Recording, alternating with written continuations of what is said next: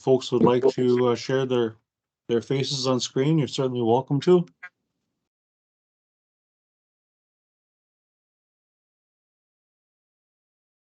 Good morning there, Bruce. Good morning. And also Bill. Morning. And Spencer. Hey, good morning, everyone.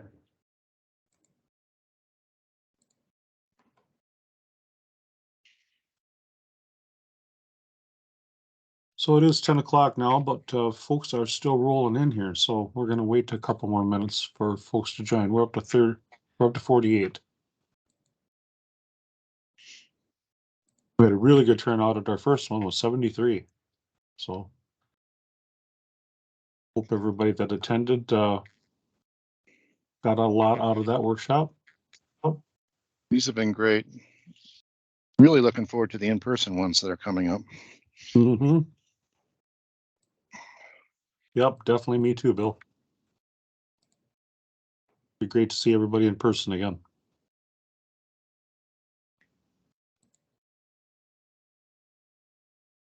Couple more came in.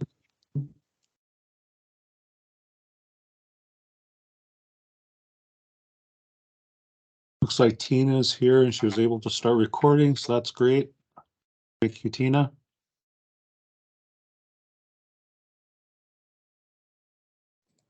Wait one more minute, I think.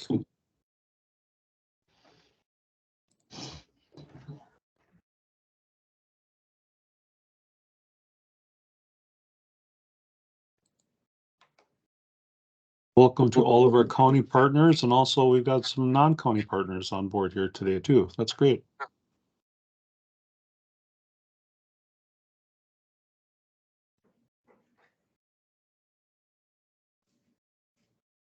All right, well, we're at 10:02.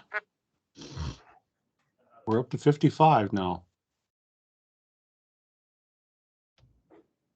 Well, I think we'll get started here. We've got a pretty packed agenda. So welcome to this online workshop on AIS in Minnesota. I'm Doug Jensen, AIS Prevention Planner with the Minnesota DNR. I'm one of your co-hosts here today, along with Tina Fitzgerald.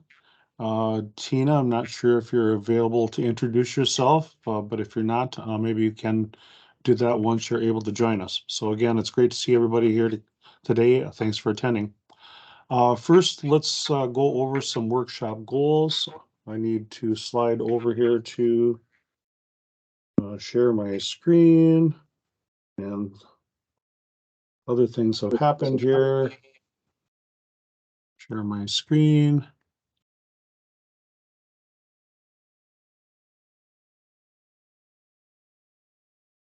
And 1 second here. Just some rules of engagement, some housekeeping things. We'll share now. That didn't work, huh? Share again. Let's try this one more time. There we go. All right, can you see the welcome slide? Yes. Great. Well, let's first go over some workshop goals. For these workshops, we always want to organize to make sure that we're all learning from each other's experiences and networking with our peers. We do want to set some expectations for our meeting for today as well. We want everybody to contribute to the conversation, be an active listener, speak honestly, and share information in ways that can help others be successful. Be respectful and open to new ideas and new ways of think of doing things. And we want to make sure that everybody participates and nobody dominates. So our first topic here today is public engagement. And with this topic, we recognize that everyone's here for a different reason, representing different organizations, different levels of expertise and knowledge, different areas of coverage. We're all here together to learn from each other. So again, thank you for attending. Thank you for being present and engaging in this topic today of public engagement. So there's a lot of ways to engage with the public concerning aquatic invasive species, and there's a lot that can go into this. And we recognize that we're just scratching the surface here today by talking about it. We encourage you to reach out to the DNR and to others who have done this kind of work and dive deeper into the specific areas of public engagement that you'll be considering in your local areas. We should also take a moment to remind ourselves of what our big picture goals are. And our goals in the state of Minnesota are to prevent the introduction, contain the spread of existing species, and also reduce the impacts of invasive species in our waters, on recreation, and also on our communities. And to reach those goals, we rely on public engagement through strategic efforts that support those communities and support those audiences who are already part of the converted. Those are always take action to prevent the spread. Also support those that mostly take action, and then those that rarely or don't take action to get them to appropriately take the appropriate action. Importantly, we want to engage with these audiences with prevention messages. We should also keep in mind that without multiple ways of engagement, without exposure, there cannot be behavior change. And it takes a village to create that and sustain those levels of engagement in multiple ways. All of you who are engaging the public in so many ways. So we've got an agenda. Let's see if I can get things to work here.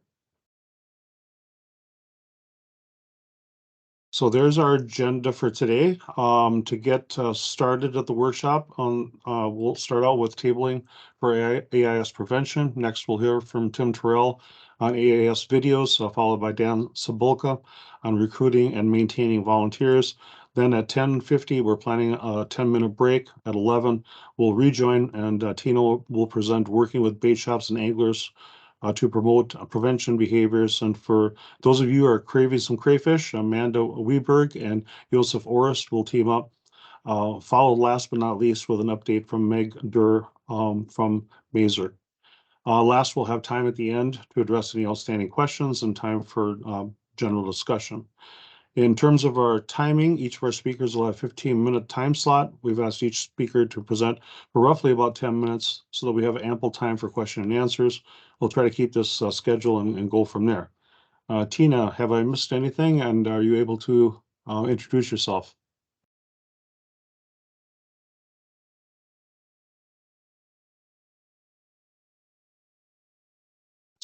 Apparently not. Well, she'll be able to join us when she can. All right, let me transition away from those introductions, and we will now see if I can get my presentation to show up. All right. Are you able to see my presentation? Yes. Yeah, it's not full screen, but yeah. Okay, I And will. it's not in presenter mode either. Yeah, and I'm having trouble getting it into presenter mode, so we might just have to limp along. Is that helping making it bigger? It's bigger. Okay. Yeah, I'm not sure what's going on with the presenter mode here. Let's try this one more time.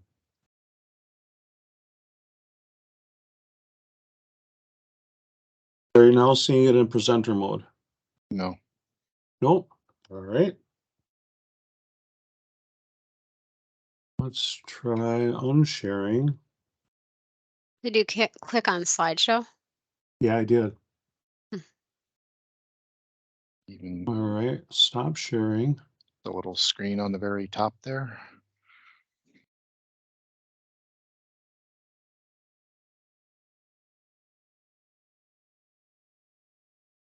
It's not Murphy's working. Law. Sorry, what was that? It's Murphy's Law. Yeah, I think so. Must be. Well, I think that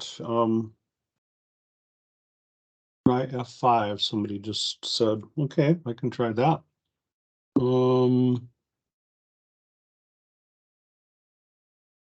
I hit share screen and then F5. Did not work.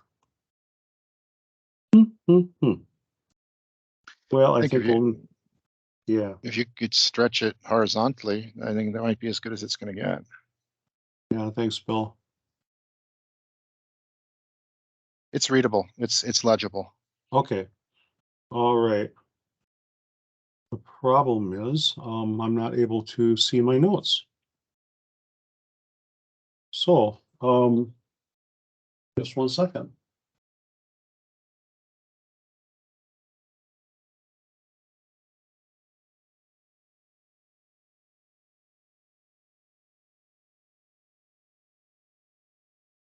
Uh-oh. Not sure what's going on here. Sorry about the delay, folks. We'll get it together here.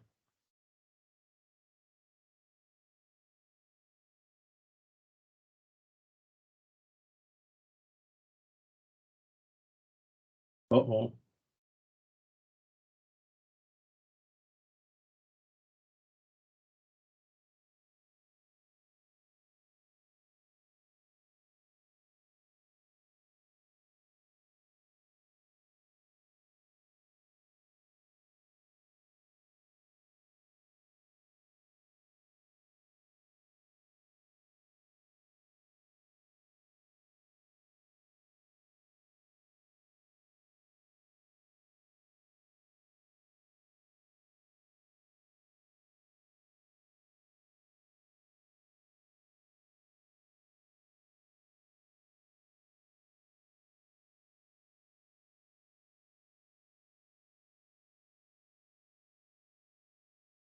All right, we got some crazy stuff going on here. You want to send it to me or shoot me a message where it's at on the iDrive and I can pull it up for you and then you can look at your notes, or I can share it for you. Well, I've got it going here. Thanks for the offer, Travis. I'll just go with this for now. So, we know that so many of you have been, hosting different, public engagements, and it's really critical that we're able to reach out through the multiple organizations to conduct a communication outreach and K-12 education to continue to effectively get our messages out to the right people at the right time. So many of you have been hosting and co-hosting booths at festivals and fairs for years. Some have no doubt been effective in your strategy to get out your product and services to those audiences. However, I've seen many, many booths over the years when I've gone to different sorts of events. Then I walk by, I recognize that those booths are not as effective as they possibly could be. They may be ineffective because they lack the strategy. They've not considered planning, certainly not reaching out to the potential. So unfortunately, they've really set up literally for failure. Those are the booth organizers that really need some tips and tricks of the trade based on proven efforts to improve the presence and experience both for the presenters and the visitors.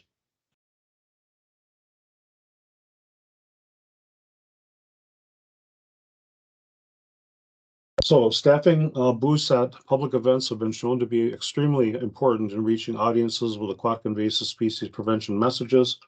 Some of the objectives include providing visibility for prevention efforts, to educate through question and answer and distribute information and materials to visitors, build capacity and engage by strengthening relationships with existing partners, and also broaden the breadth and depth of about prevention by messaging by recruiting new partners as well.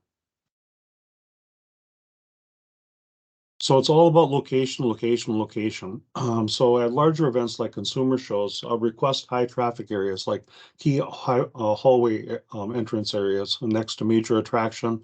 If there's an attractive booth that's that you know that will draw in people, where they offer prizes, maybe set up next to them. Review the floor plan before signing the contract. At smaller events, set up for the greatest visible location possible immediately by the entry or near the refreshment area.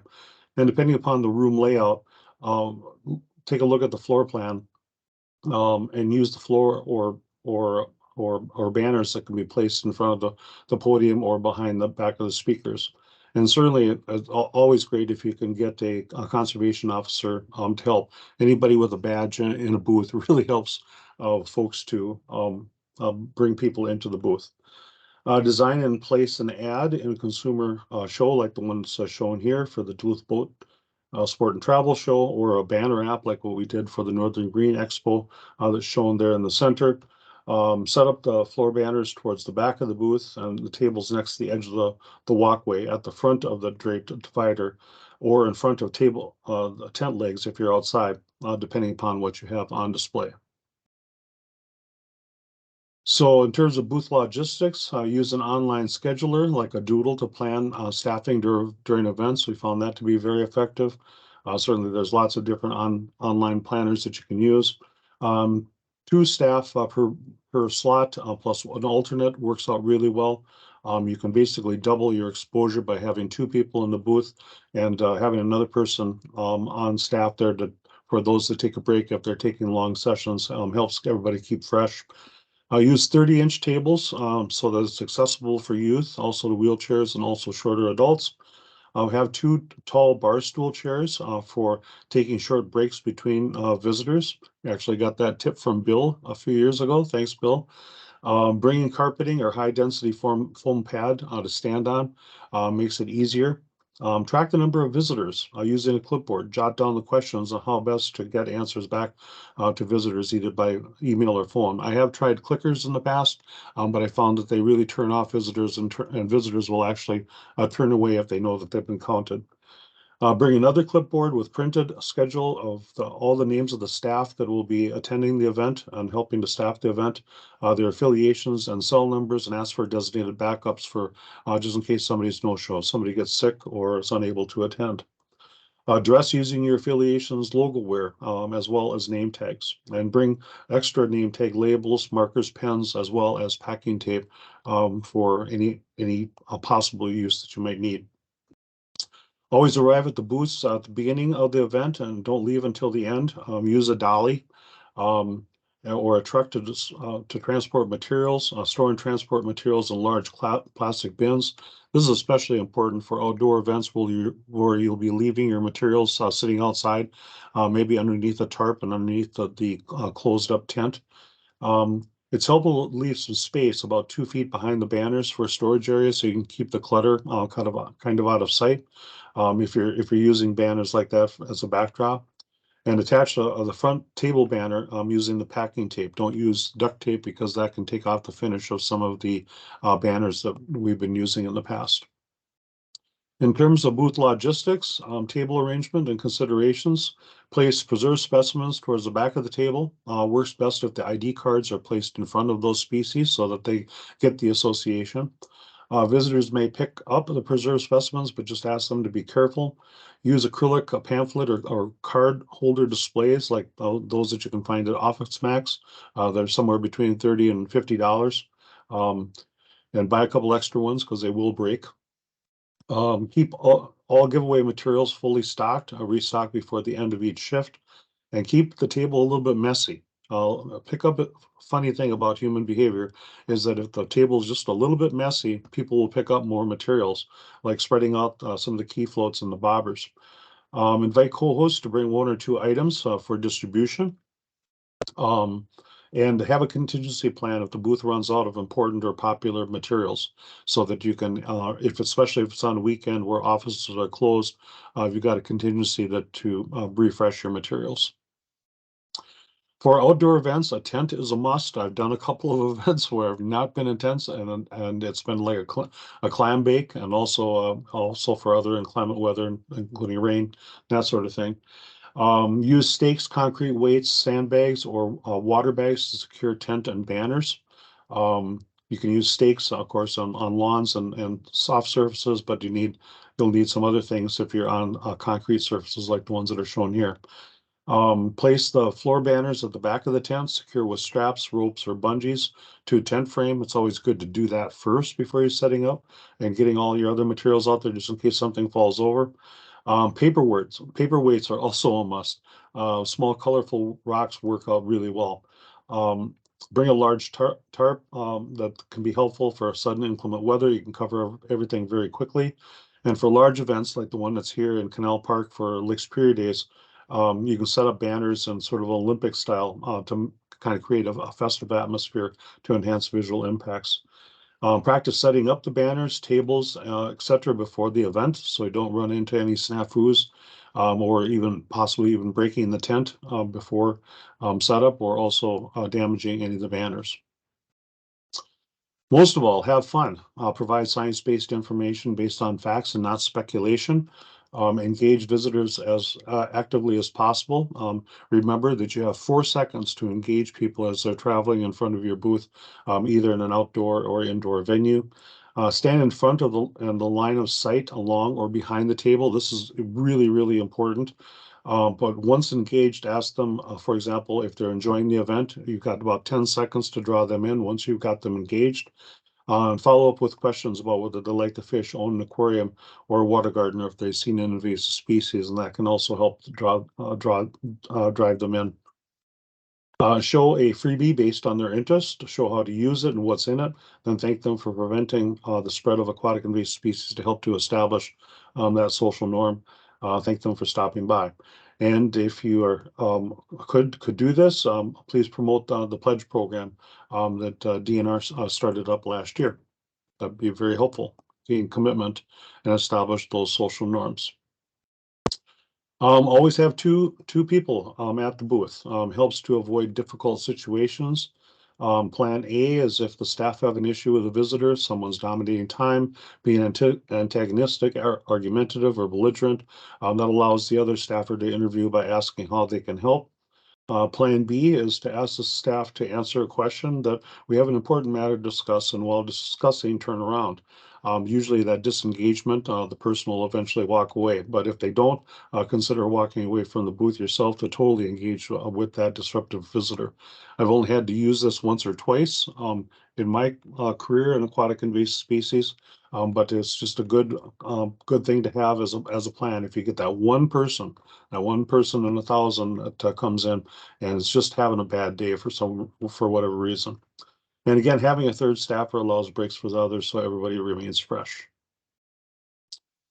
Avoid sitting on or behind on a table, including a chair. Sit for only short breaks. Try to keep eye to eye with visitors for best engagement. Avoid chewing, smoking, reading the paper, and knitting. Sorry, my dog is starting to snore here in the background. Hopefully, I'm not putting you to sleep. In terms of using phones, only use them when you're looking up information and emergencies. And talk with other staff when visitors are approaching or present. Try to avoid that. Leave the booth unattended at any time. It's a poor reflection of the event and also our organizations. Most event contracts prohibit unstaffed booths and being late for setup, and never tear down before the end of the scheduled event. So in terms of watercraft inspection events, here's some key things to keep in mind. Always think of safety first. I'm not going to go over this because I see that we're starting to run a little short on time. But you can set up a watercraft and set up signs around it to help reinforce what the rules and regulations and the actions that people need to take. You can also use preserved specimens, and there's some locations that you can put AIS specimens for inspection for people to find, sort of a game-like sort of format. If you are using preserved specimens, consult with your DNR AIS specialist regarding any education permits that you might need. For youth events, integrate into existing events, be very hands-on and interactive. Try to base the learning based on the learning standards within Minnesota. If you have multiple agencies or organizations helping to do the presentation over multiple days, try to create a script which will help consistency among presenters, and use trivia contests with prizes to help reward students in giving the right answer.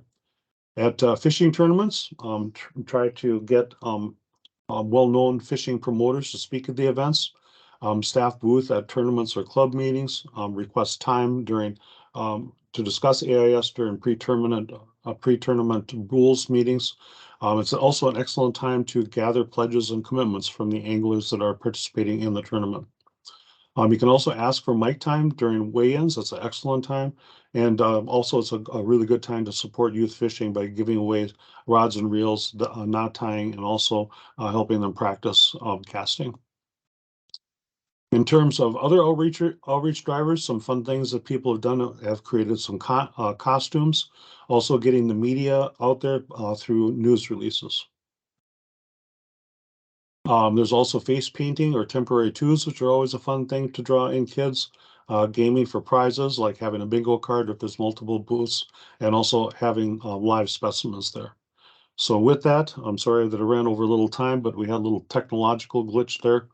So I'd be happy to maybe answer one question before we go on to our next speaker. Does anybody have any questions?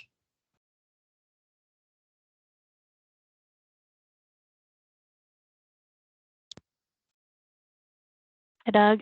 Tina's Not seeing any here. in the, I'm here. Apologies for Excellent. being a little late. I'm not seeing anything in the chat. Okay, thank you. Anybody have any questions online? I know a lot of that was pretty common sense sort of thing, but some other things, elements that are things that you may not have considered in the past. Doug, Bill Granches. Yeah. Just a quick question. Can you speak to less is more? Um, I tend to go, I feel that a table that has maybe 5 or 6 things on it is more effective than a table that has 30 things on it. Yet a table with 30 things on it, people walk by, it tends to catch their eye more. It's kind of a trade-off, but I tend to go on the side of less is more. Any comment on that? Yeah, Bill, that's a great question. I'm glad you brought it up. I've tried it both ways multiple times. Tried at events where it just had 5 or 6, just as you described, and then also done events, and you've been a part of those events where we've put lots of stuff out on the table. I found that we get much better pickup if we have more items out there, because as the discussion ensues, folks, you'll get a feel for what they're looking for. And once you get them engaged, then you can pick something up quickly off the table that best suits their needs. So I go for more variety and more things out on the table. Right. And again, try to keep it messy. Try to scatter those bobbers and those key floats across the table, because people will walk up there, and if they see a pile, they won't, or a bucket, or even a small aquarium, they won't pick them out of there. Thank you. Yeah, thanks. Doug, a question from Amanda. If you could share your slides, because this would be a good training for new staff. I would be happy to. I'll send that out to all the participants in the next day or so. Thanks. Oh, Doug, one thing you forgot to mention, and the best tip I ever got from you was, actually it wasn't a tip, I just copied you. Buy a hand cart. Buy a hand cart so you can put everything from your vehicle on the hand cart all at once, bring it in and set it all up. It saves you a million trips when you're doing shows. Yep. Definitely a dolly or a hand cart or a truck is definitely a must. I always try to have everything fit on one dolly, and if I have a display, I pull the display behind me that's on rollers, and so I just make one trip. Especially important when you're doing big shows like at the Minneapolis Convention Center or at the Duluth at the deck at the boat show. And buy a good truck. Don't buy a cheap one. One that lays flat, that you can put the handle vertical and move things. That's the best.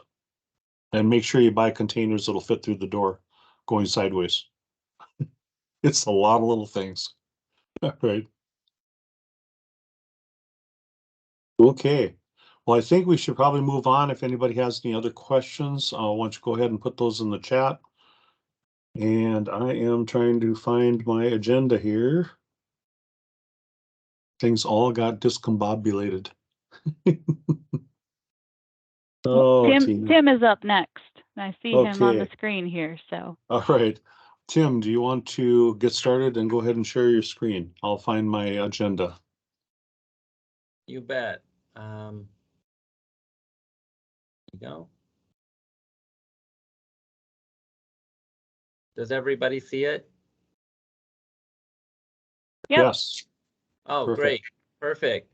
Well, thank you all for joining me today. We're gonna just try to get in about, I got 11 slides here, then I'm gonna just show some quick videos about what we're producing for 2023 and just give you some statistics. This one's a little bit more number intensive. I sent this out to AIS coordinators, so you're probably familiar with it, but we just kind of looked at social media, using social media to give out the word of AIS in a campaign fashion.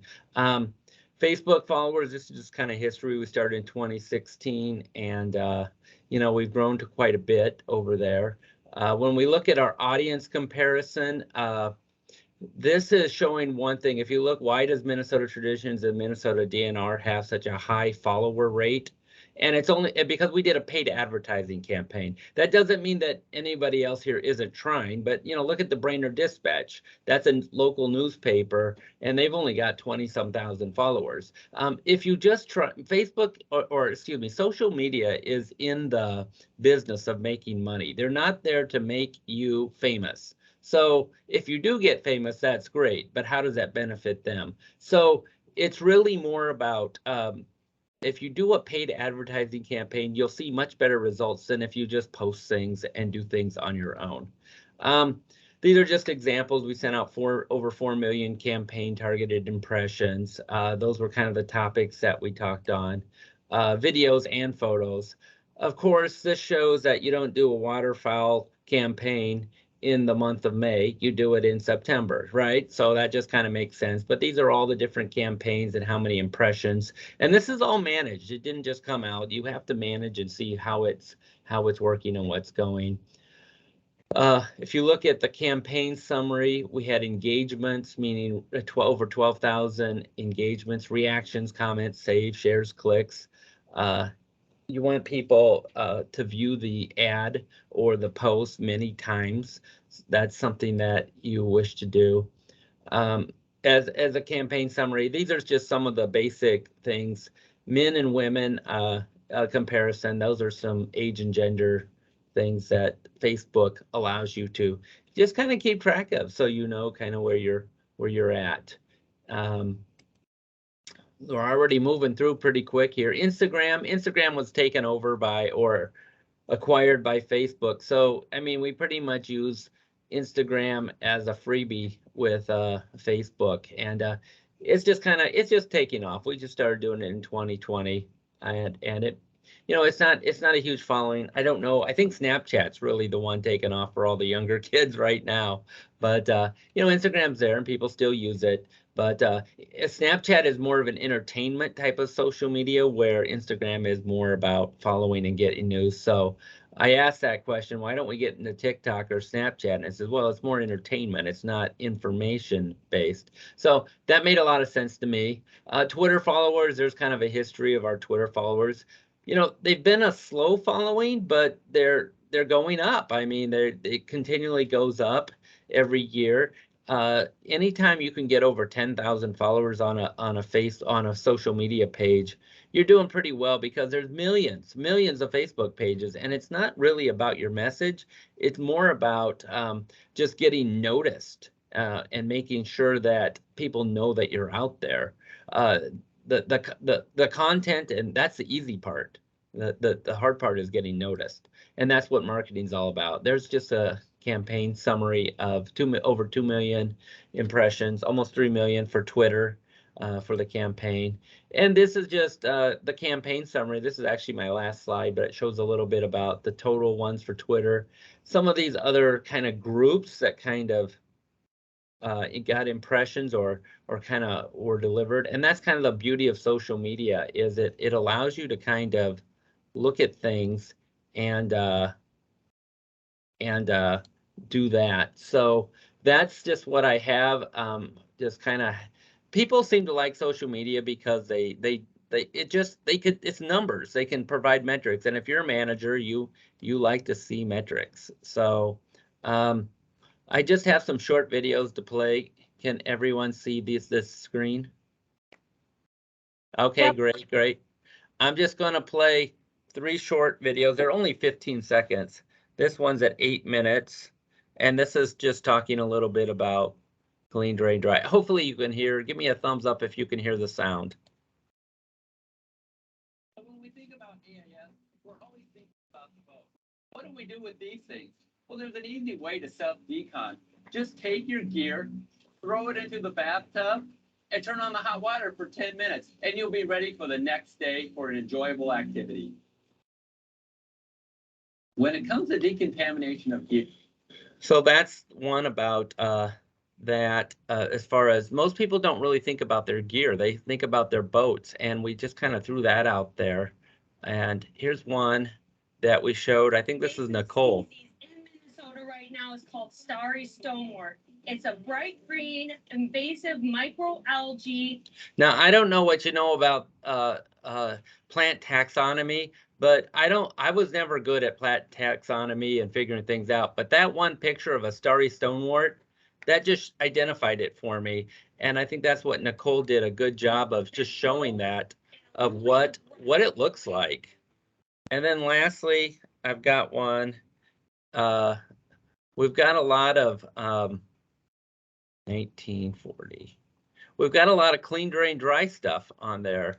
So just play this one. These are CD3 machines. They stand for clean, drain, dry, and dispose, 3Ds. But there's the way they work, it's a solar powered unit. There's no water in it. It's not a decontamination machine. It's just tools that people should be able to use to help them prevent the spread of aquatic invasive species.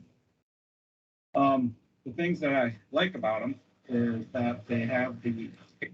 So then Bruce goes through and shows us a little bit about what it looks, how to use the tools and stuff. So it's kind of interactive. And, you know, I've always said that Minnesota Traditions isn't the answer to AIS, but it's a complement. I think inspectors give a very visible response and get help a lot. That's a big pro because somebody's there to help. The con is imagine going to a Twins game and just as you pay your ticket to get in, somebody says, hold on, before you get in that see the Twins, you got to listen to my 5-minute spiel about life insurance. Well, okay, you're all ready to go and see a Twins game. Are you in the receptive mood to listen to that? Maybe, maybe not. But Minnesota Traditions is the pro to that con in the fact that you're watching your TV at 7 o'clock, maybe Netflix or Hulu, and then you're scrolling on your phone, watching your social media at the same time. So you just get a chance to, they both complement each other is what I'm saying. What you do locally works. There's not really a right answer. It's more that the more media you get out there, the more of an impression it makes on you, and different times and different things work all the time. Just some statistics. Last year, we raised over $90,000 for Minnesota Traditions. What coordinators like about the Minnesota Traditions is they really don't have to do anything. If you decide to contribute, we run it all. We send you monthly reports and end of the year reports. Then you can report to your commissioners or to whoever you need to the DNR. And so we have all the statistics for you. And then this year we're putting all those videos. We have terabytes of videos and pictures. We're putting them all on YouTube, which means that now you can grab them and use them to show people. But what also is nice about it is somebody said, you know, 1 week they're going to take them off YouTube and they're going to play it for their AIS inspectors. Because 15 seconds of just, you know, here, watch this video about starry stonewort. Here, watch this video about that. It's a great training session for you. So I thought that was kind of a neat idea that somebody came up with. So those are just kind of the summary of what I have there. Does anybody have any questions?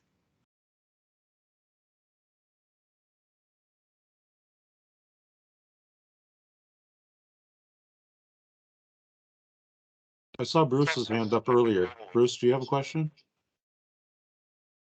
Or maybe it got answered. No, I don't have a question. All right, thanks. Open things that I missed. Tim, this is Tina. I know there's a lot of people that might have questions about how they might get a video made themselves, or you know, who you hire and the process, you know, for developing videos like this. I mean, we work with Fishing the Wild Side, which is Chip Lear, but any marketing organization can produce anything for you. And just how much do you want to pay and how broad? The first question they ask you is how much do you want to spend, because you can spend $1 million or you can spend 10,000. You know, generally we find that the $70,000 range, maybe $40,000 to $70,000 produces results.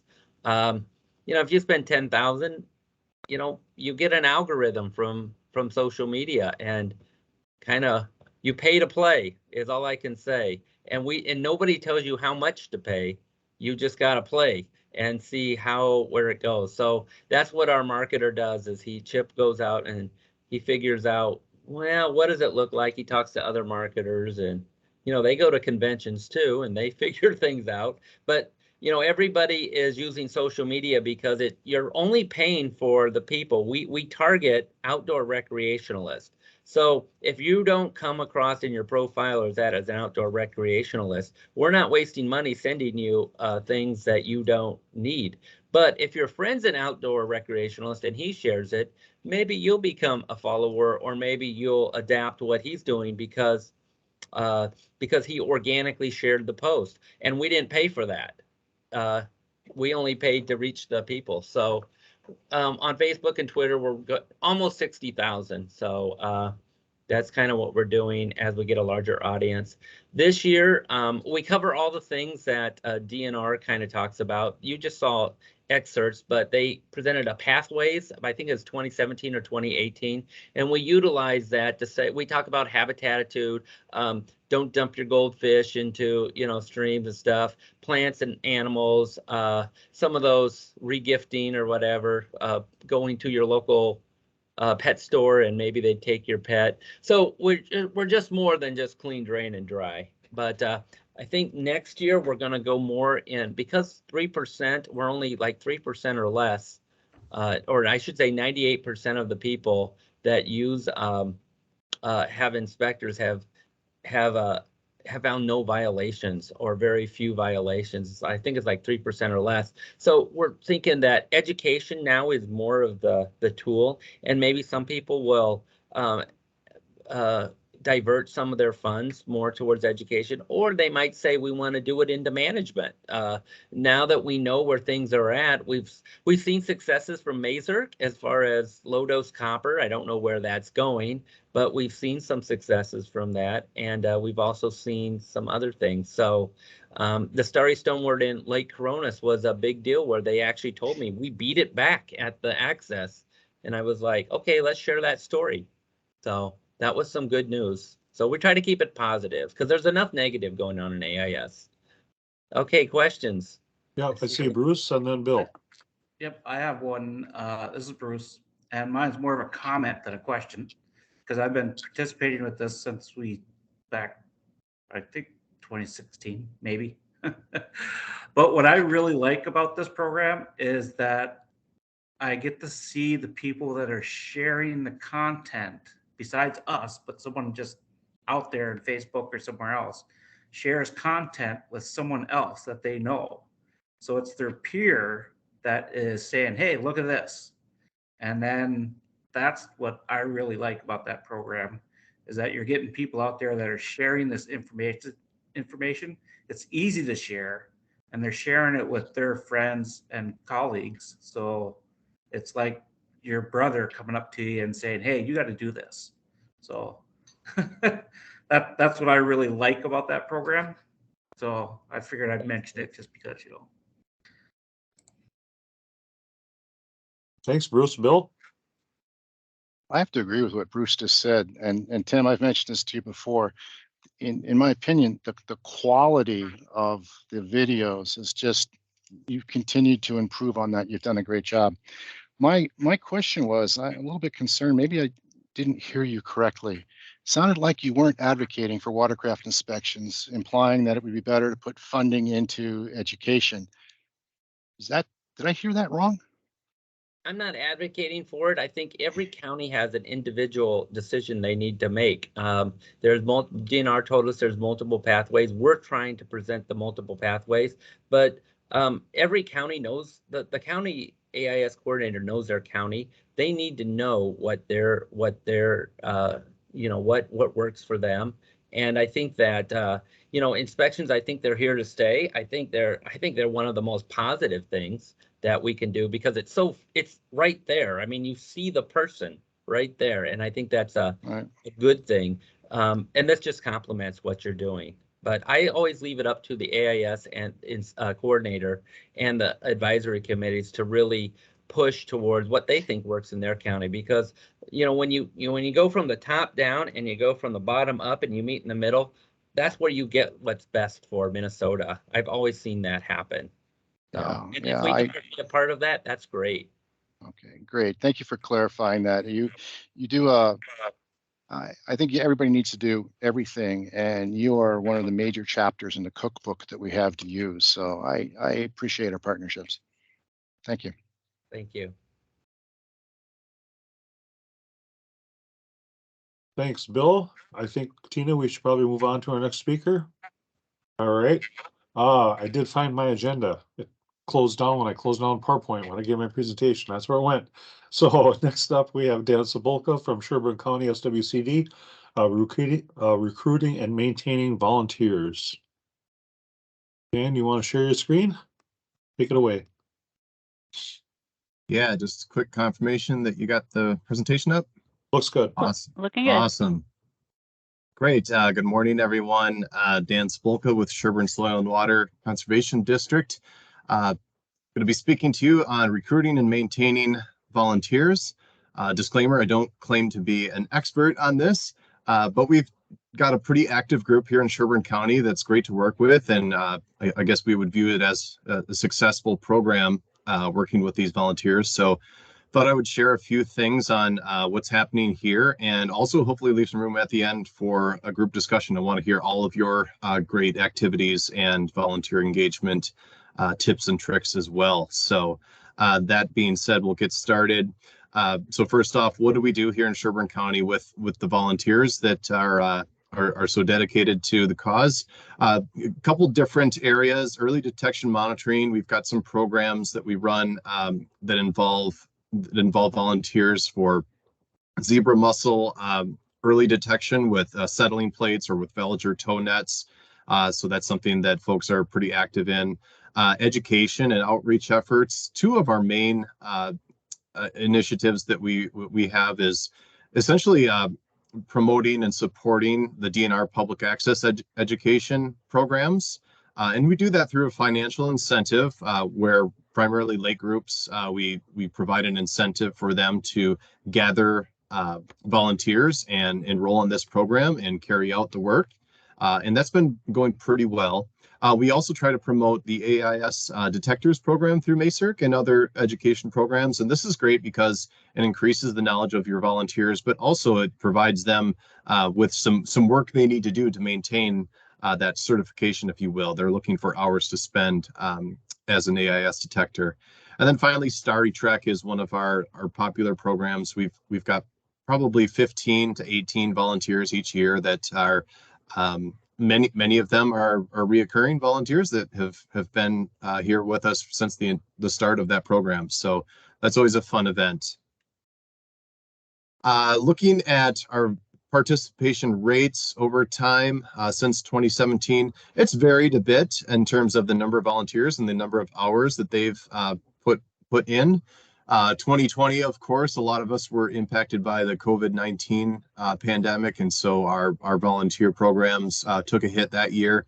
2021, we had a few new programs start. So we had a zebra mussel platform campaign. Essentially, I got a bunch of volunteers together at a park to construct these platforms, which was great. It's otherwise work that I would have had to do, but we with a team of dedicated people, we were able to construct about 60 of those platforms, and then for pretty cheap, and then distribute them out to the lakes in the county.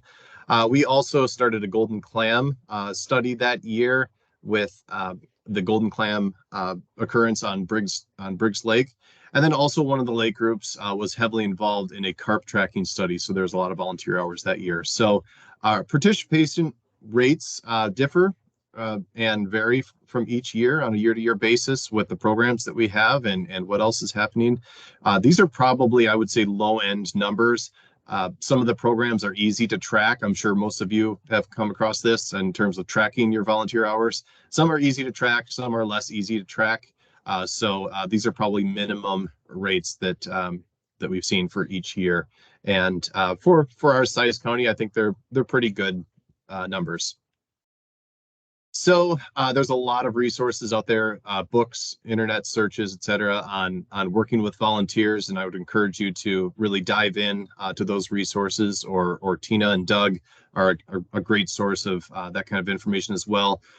From my perspective and what we've seen, how do I go about recruiting volunteers? So first off, what is the audience that I work with? The lake associations and districts of Sherburne County are probably undisputedly the go-to group that I need to engage with to recruit volunteers.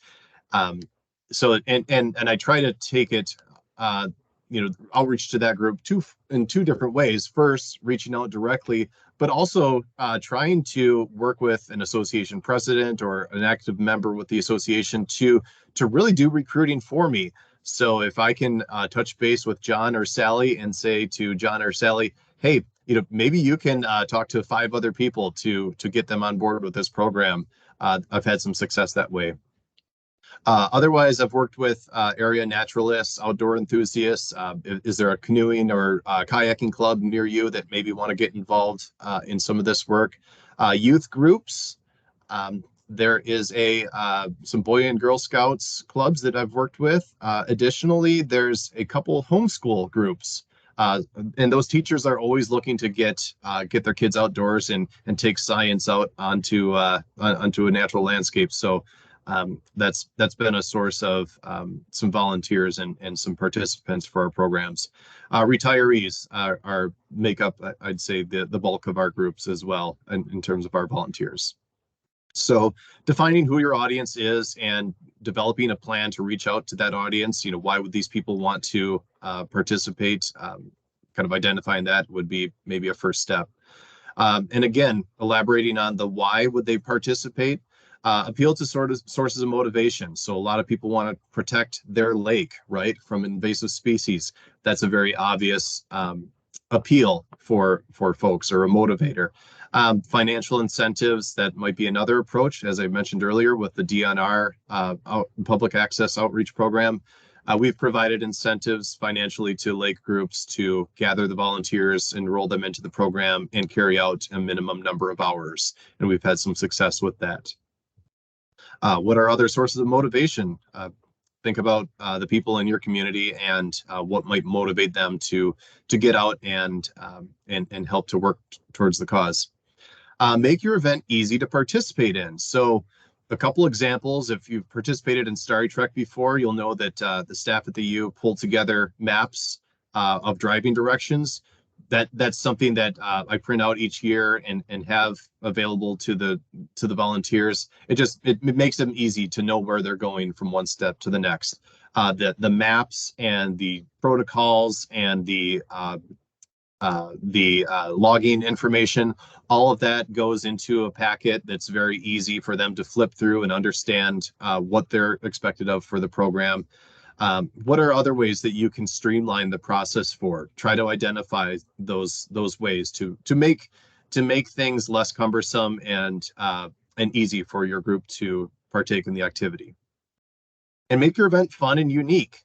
So with Starry Trek, for example, each year, I take the time to the day before kayak in a few lakes, right? It's a tough job, somebody's got to do it, and collect about 20 native and non-native species that are in our area.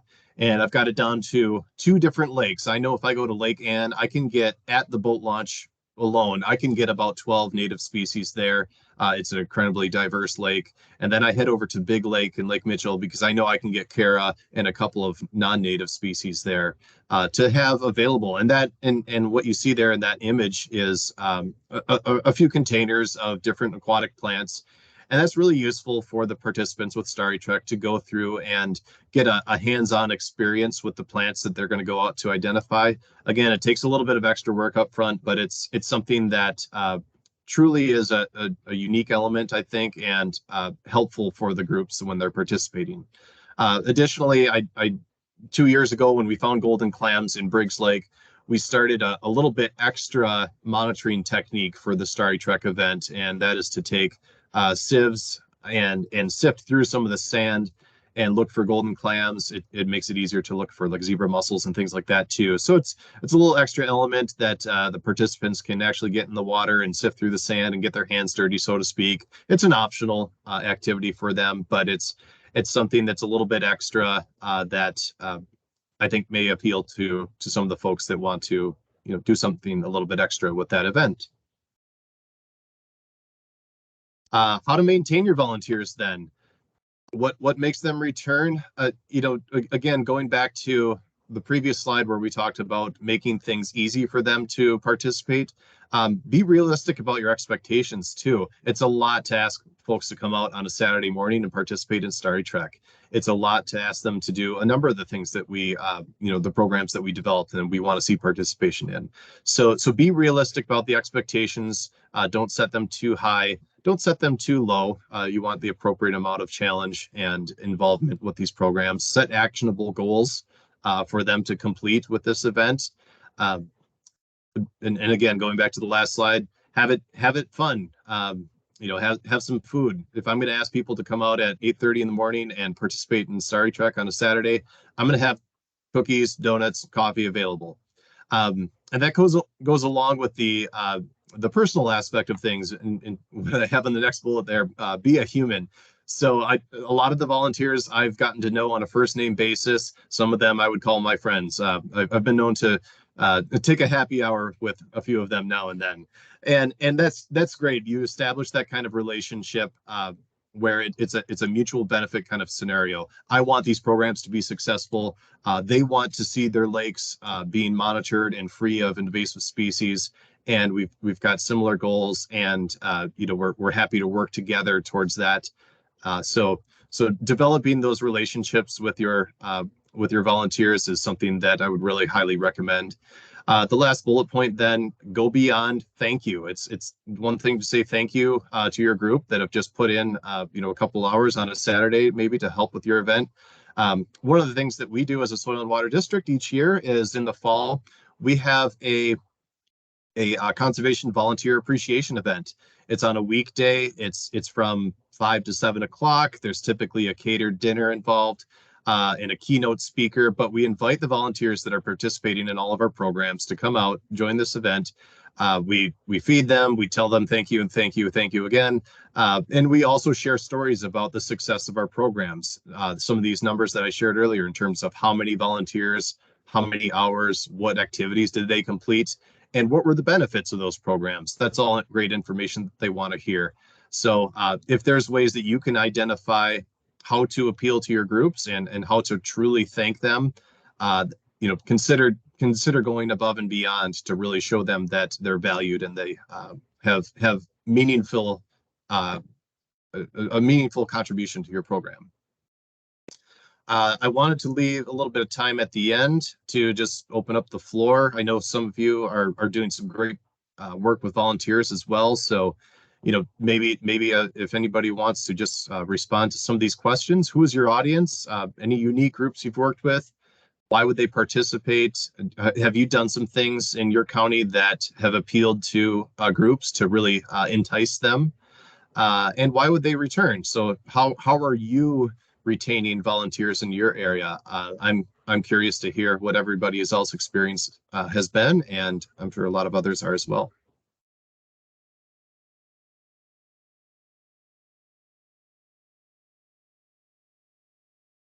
Thanks, Dan. Great presentation. Thank you. Any I questions? might leave that last slide up as long as you can see the chat box and raised hands there, Doug. Yep. I'm not seeing any questions in the chat. Any from the floor?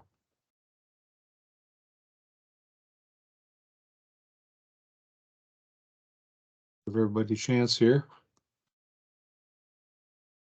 Well, if there isn't one, I have a question, Dan. And this is a question for the general audience too. Have you approached 4-H as one of the youth organizations in terms of helping identify new infestations? I know there's like a AIS robotics group that has been formed and it's been implemented in several counties. Yeah, that's a great idea. I have not approached our local 4-H chapter for aquatic invasive species. We've worked with them on small hobby farm, manure management and that kind of topic, but not for aquatic invasive species. That's a great idea. Yeah. So I had the good fortune of going to Alexandria a few years ago to the AIS robotics team event there and give a presentation. And those kids were totally engaged. They built their own robotics, and they got to play around with the robotics in the water and look for aquatic invasive species. Really got them engaged. Cool. Maybe a question for the group. Has anybody been successful in working with high school fishing groups, angling groups on AIS? I've done a presentation or two, but curious if anybody's had any experience with that.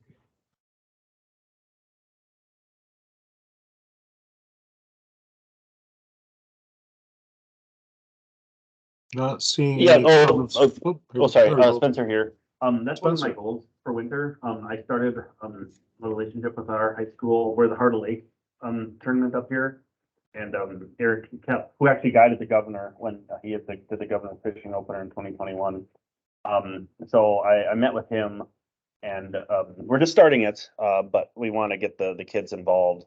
Or they're not really kids. I mean, let's be honest, these are student athletes, right? And so that's an ongoing process that just started in the end of December. So I'll just see how that goes. But the first step of a long journey begins with that first step, or whatever that saying is. So, but it is something we're very interested in.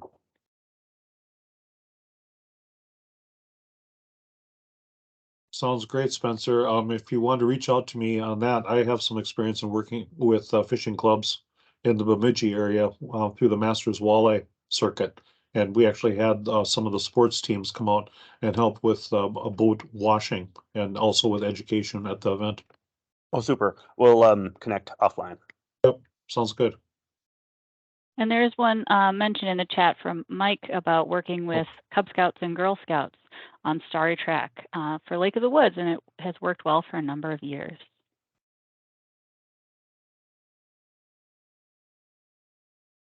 I'll just add one other thing in there that I did use or did work with, I should say, a number of different youth organizations, Cub Scouts 4-H, as well as youth treatment students in the Duluth area for biological control of purple strife. We released about 1 million beetles just in the Duluth area a few years ago. Worked out really, really well. The kids really liked the community stewardship part of the project. Any other questions? We are now headed into our break. So, Tina, I'm looking at the clock here and it says 11:02. Should we reconvene at 11:12? Yeah, we can, let's do 11:10. How about that? To 11:10. give enough people to get up and move around and come on back to the screen, and we'll keep going with 3 more presenters this afternoon. Sounds good. Or Thanks. later this morning. It's not the afternoon yet. That's it. All right. Thanks, everybody. See you back here at 11:10.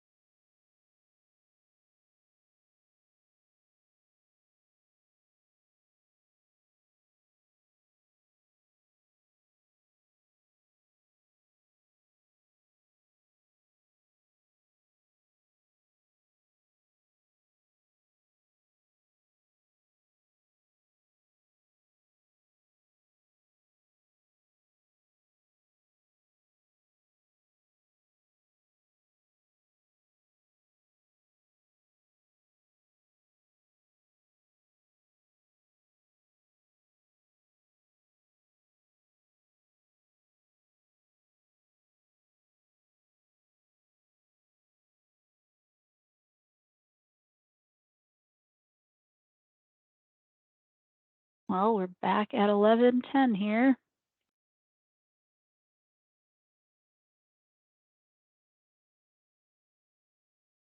Thank you, Tina. So, are you ready to get started? Yeah, let's see if people are back. Give a little thumbs up or turn your camera on and off again, just so we know most people are back. I'm seeing lots come up. All right. Hands and fingers waving. Excellent. Then I will just switch on over to my presentation.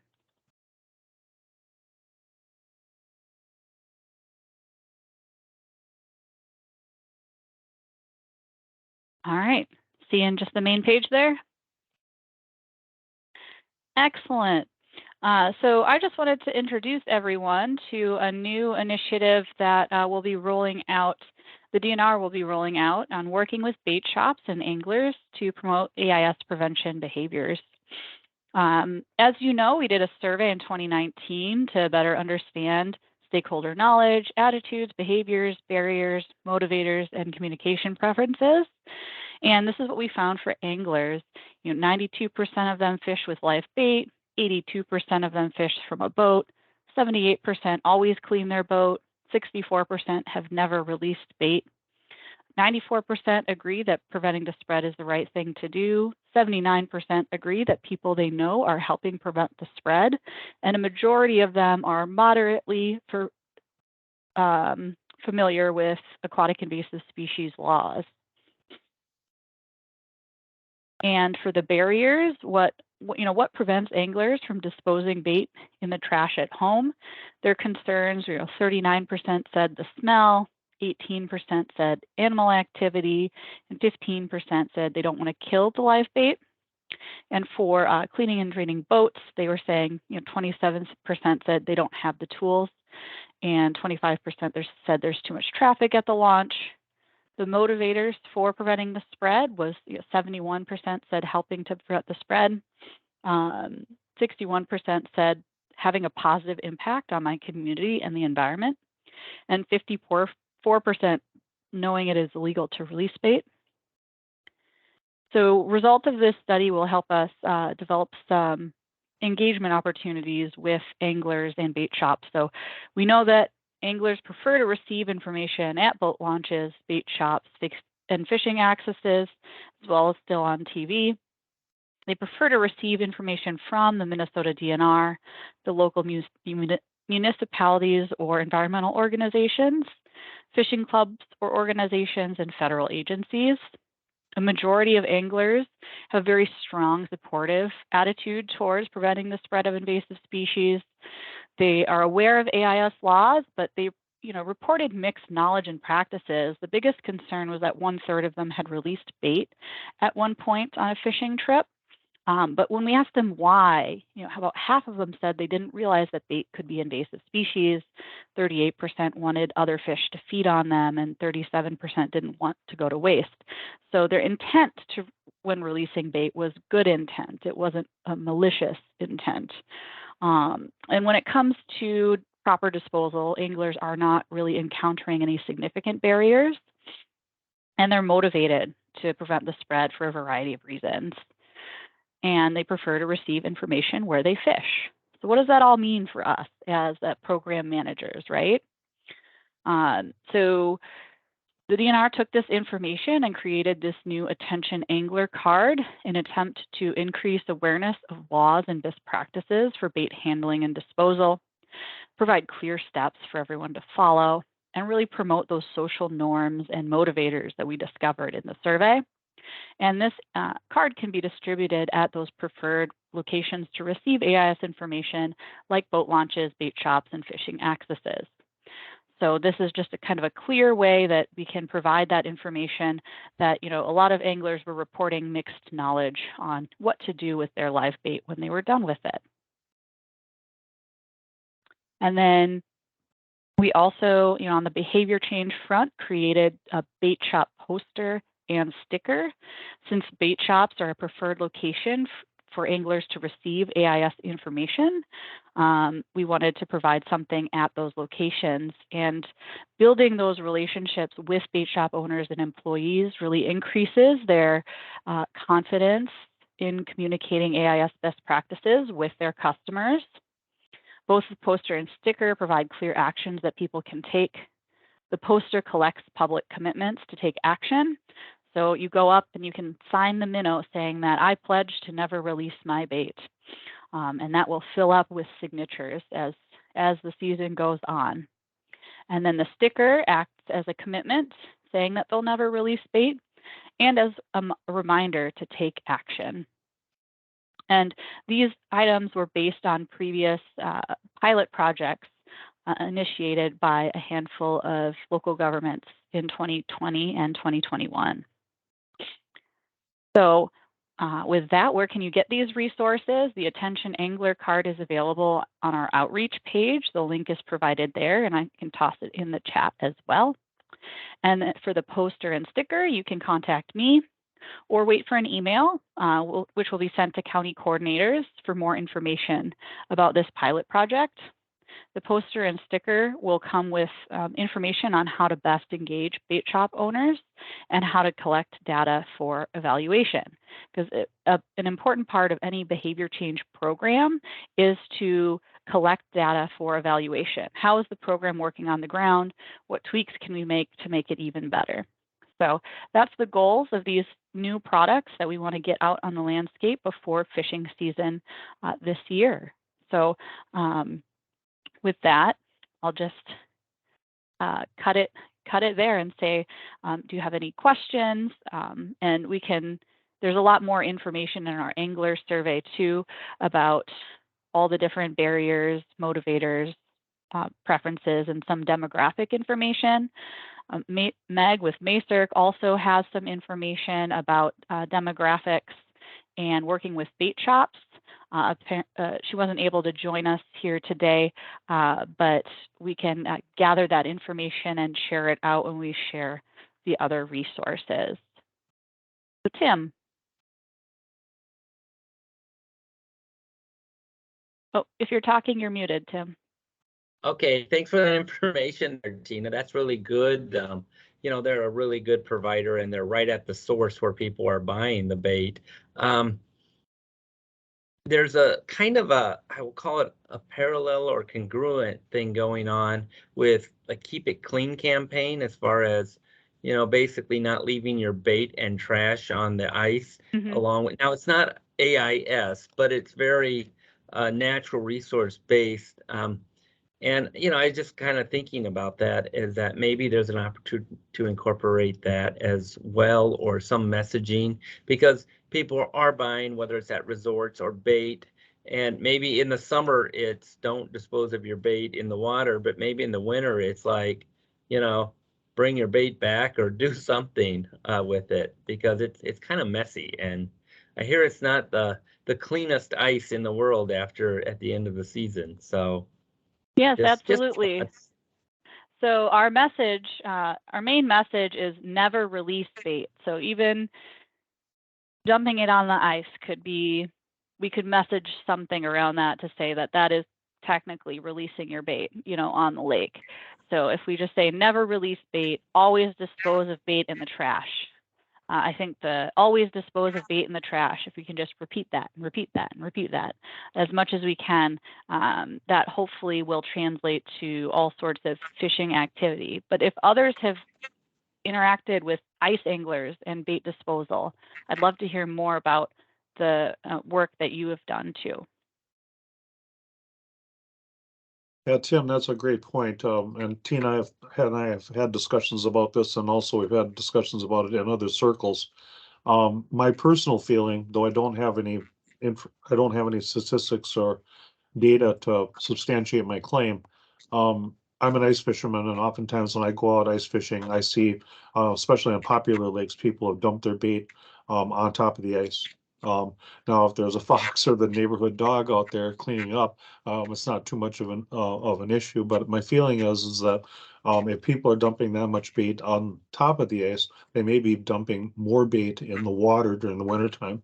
And so that poses a greater risk.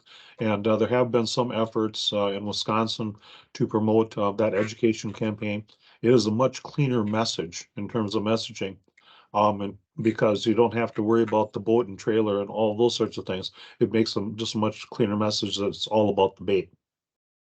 And I know that the Duluth SISMA also here in this area has also done a news release on not releasing bait targeting ice fishermen. I'll Thanks, be happy Doug. to send that around. Thanks. Mike. Yeah, I was just going to follow up as Tim brought up the Keep It Clean campaign. And a lot of that is we've worked on that on Lake of the Woods, and it hasn't been directly for bait. It's a lot of human activity, which is similar to AIS, social behavior change of folks, more the invasive folks being humans and camping on the lake for multiple days and trash and human waste, but bait is a part of that. So yeah, we've worked extensively, and actually we're working with the DNR and other partners across the state to kind of address some of those issues. But that's a very good point to bring up the bait release during the winter time as well. Mm-hmm.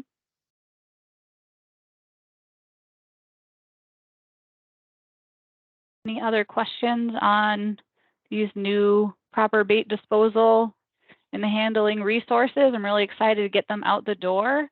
Hopefully in the next couple weeks, I'll get some information out to everyone.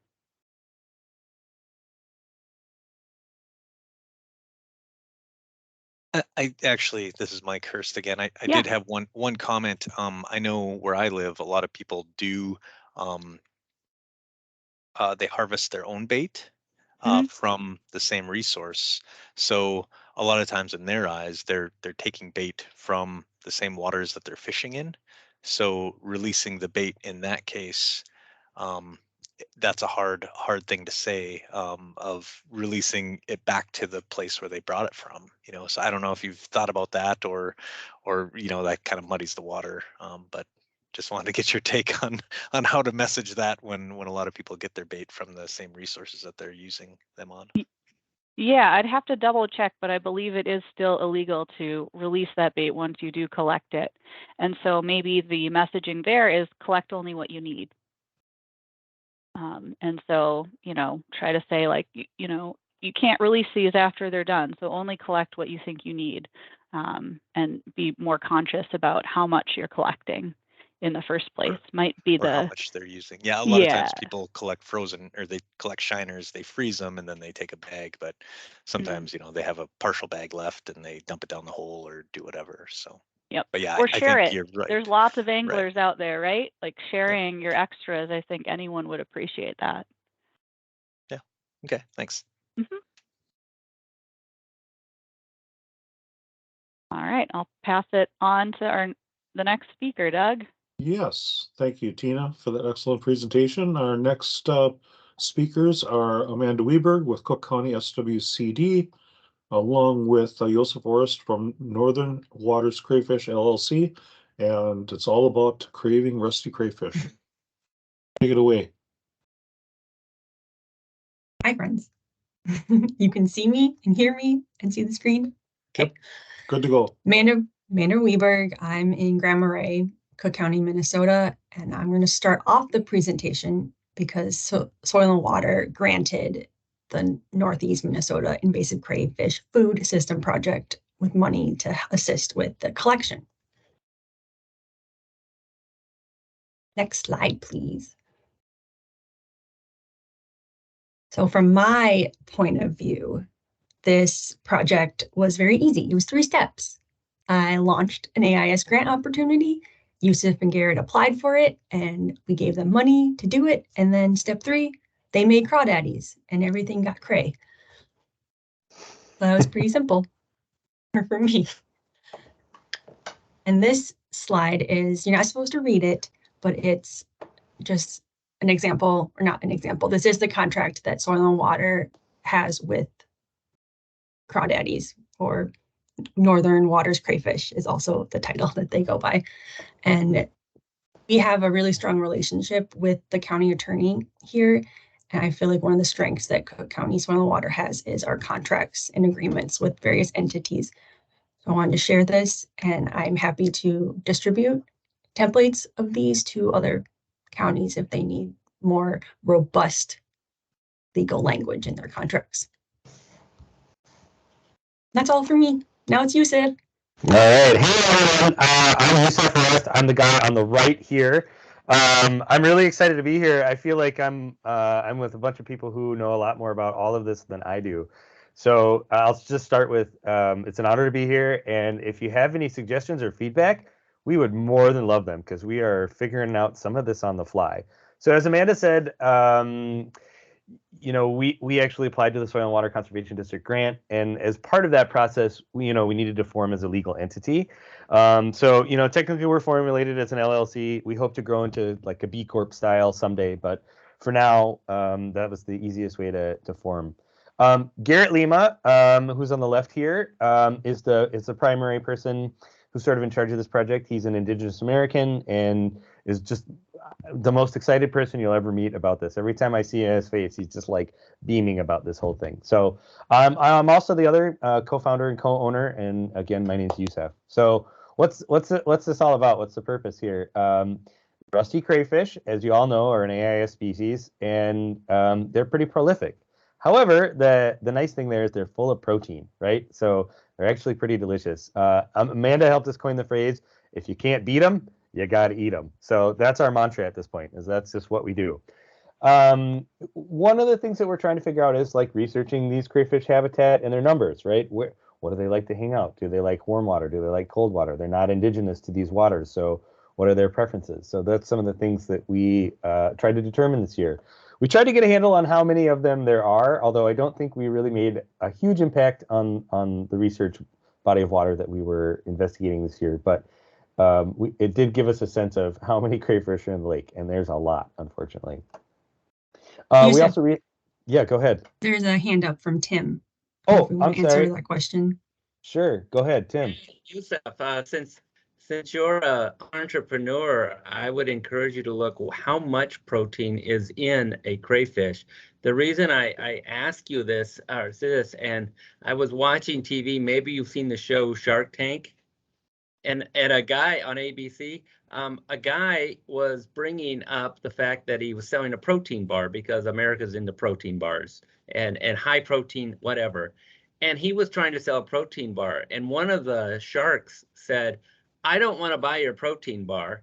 I want to buy what's in it because your protein numbers are off the charts. And he goes, I want to buy the process, and then I want to market that for millions of dollars. And that's what they did, is they didn't, and the protein that he was getting it from was from cockroaches or from crickets. But you can't market that to people. So what they did is they marketed the process, and a lot of the protein bars, when you see very high protein in them, have that. If you could do that with crayfish and say, I'm not going to here to sell you crayfish. I'm here to sell you the protein that I can extract out of crayfish. And if it's higher than the current protein market, you might have a multi-million-dollar project if you meet with the right people. So that's a really interesting point. Thank you for that. Yeah, well, we do know that you get about an ounce of crawfish tail meat after you process the tail meat from about a pound of crayfish, right, which is 25 to 30 crayfish. And the estimate that's somewhere near 20 grams of protein out of an ounce. So that's pretty high protein ratio, actually. Yeah, so it's just an opportunity to look at that because you're not, if you're working with the crayfish, if it's marketable, and the lobster of the Midwest, if you want to call it, that's what you can do. I know they sell them a lot in Louisiana, but that's right. Yeah. But there's another opportunity there to just check how much, and is that comparable or better than other proteins that you can make. So just a spin-off. That. Great suggestion. Thank you. I love it. That's really excellent. Thank you. Just to finish this slide out, we researched the methods for harvesting, like what actually works to get these crayfish out of the water, right? Like Tim was just talking about down in the southern U.S., there's a lot of crayfish harvesting, but they're harvesting out of water that's a foot deep or so, right? They can just cruise along with the John boat and just, grab stuff out of the side of the boat. We can't do that here in Minnesota. We're actually dealing with some fairly deep waters. The body of water we were on is up to, beyond 30 feet deep. So, harvesting crayfish in those depths is a different methodology. And then, of course, the real point here is like, will people eat them, right? Can we create a food system out of this invasive species or other species of crayfish? Crayfish we know are popular table fare, but what's the real market look like?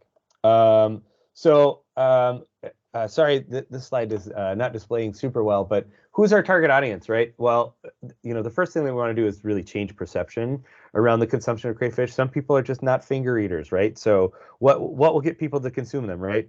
Will they consume them whole? Will they eat them in a boil? If we shuck them and just get out the tail meat, will they eat them then? Part of our aim was to sell direct to consumers, right? We were at the local foods market this year. We've connected with like the Grand Portage farmers market, Grand Portage tribal community. They have a farmers market. We also sort of trialed a couple of like CSA style subscriptions last year. We didn't really launch on that, but next year we're hoping to do that, or this coming season we're hoping to do that. The bonus or the surprise for us is we got into like a number of restaurants, right? So if you've ever been to Grand Marais, you've probably heard of the Angry Trout or Gunflint Tavern. We were in both of those restaurants this last season. The local community supported us hugely in that. We were also at the Fisherman's Daughter, formerly known as Dockside Fish Market. And this year we're talking to a company in the Twin Cities called Nordic Crayfish. And we're also talking to another Cook County restaurant, which is Bluefin Bay, which is a big resort.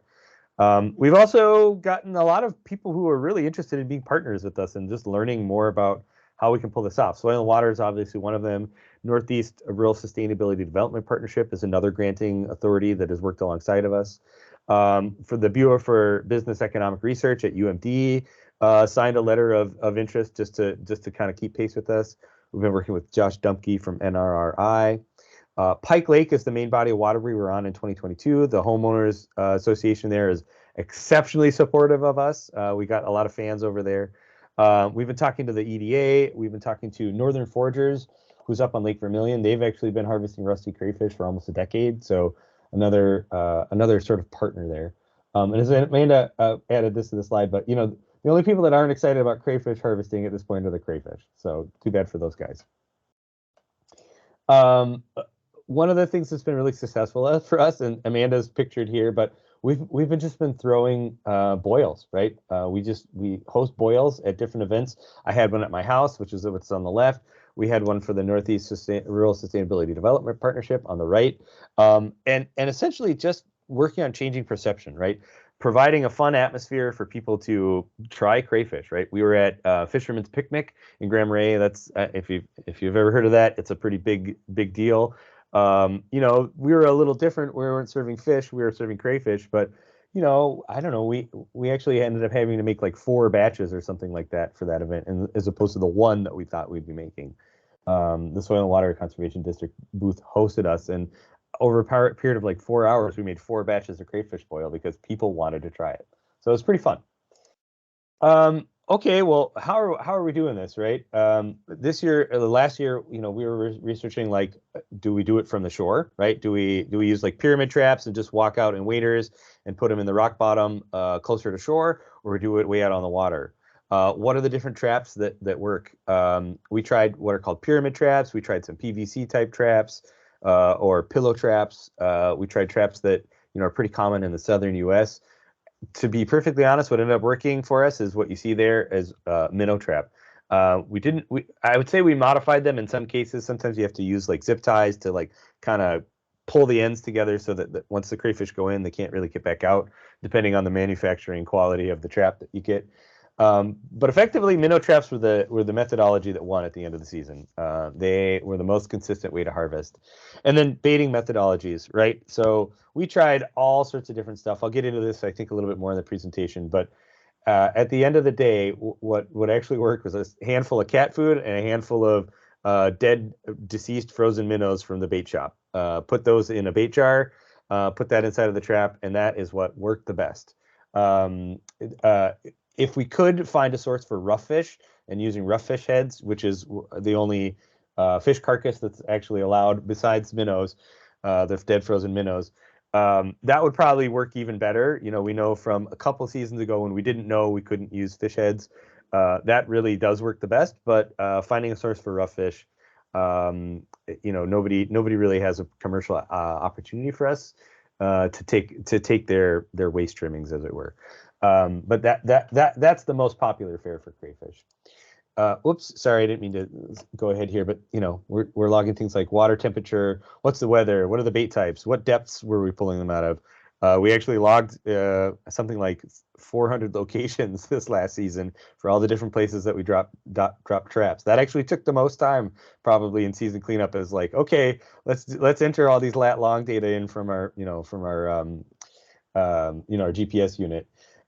What's the density look like? How many crayfish were in an area? Like, how long could we stay in an area before we started to see a depletion? I've got a table that kind of highlights some of that a little bit later. What are the size of the crayfish? What's the ratio of male to female? One of the things that we heard before we started the season was, you know, a lot of people who were doing research were having trouble getting females in the traps. Well, I would say that the count of males in the traps is much higher than the count of females. But we actually, there were certain times of the year, and this is something that we want to document better in the coming years. We actually were getting quite a few females in our traps, but it's very like time of year dependent, right? There's a time of year, you know, and really in the spring and the late fall when we were seeing more females, but the like mid part of the season, seeing almost none of them. So we actually got so good at picking out like males versus females as we're sorting that I can actually pick out a female, generally speaking, by just by looking, you know, at the size of the crayfish. Just a little bit about our method. You know, we were out on the water. That was the most successful method, right? So we motor out to some of the zones that we're targeting. We have a long string of 10 traps. What we decided is 10 traps is the most reasonable way for us to manage traps in the water this year. And so, you know, we drop a long string with the bait in it. You don't see the bait jars in these ones. That's something that we came into later in the season as a better methodology. Instead of just putting the bait right in the trap, the crayfish can pick at it from outside the trap if it's not inside the bait jar.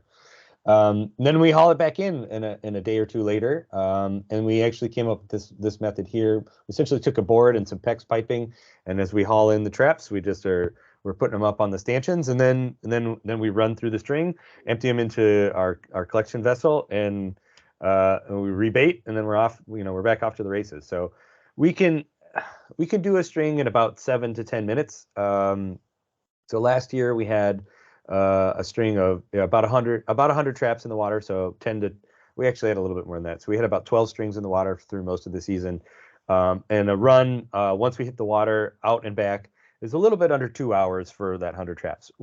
We learned a lot about efficiency last year, so we're hoping that this year when we go to 300 or 400 traps that we can do a run in about 4 hours. That's what we're targeting. So this is Pike Lake in Cook County. I guess you would say it's probably in central or western Cook County. We trialed several different zones here. The trial zones 1 and 2 on the west end of the lake are actually pretty shallow water zones. I'd say everything there is 3 to 4 feet or less. And the interesting thing that we learned there is that the rusty crayfish generally don't like muck bottom. We caught 0 crayfish in muck bottom areas. So something that we learned is that the rusty crayfish like you know, rocky bottom areas, things that have structure, right? They want to be able to hide under stuff.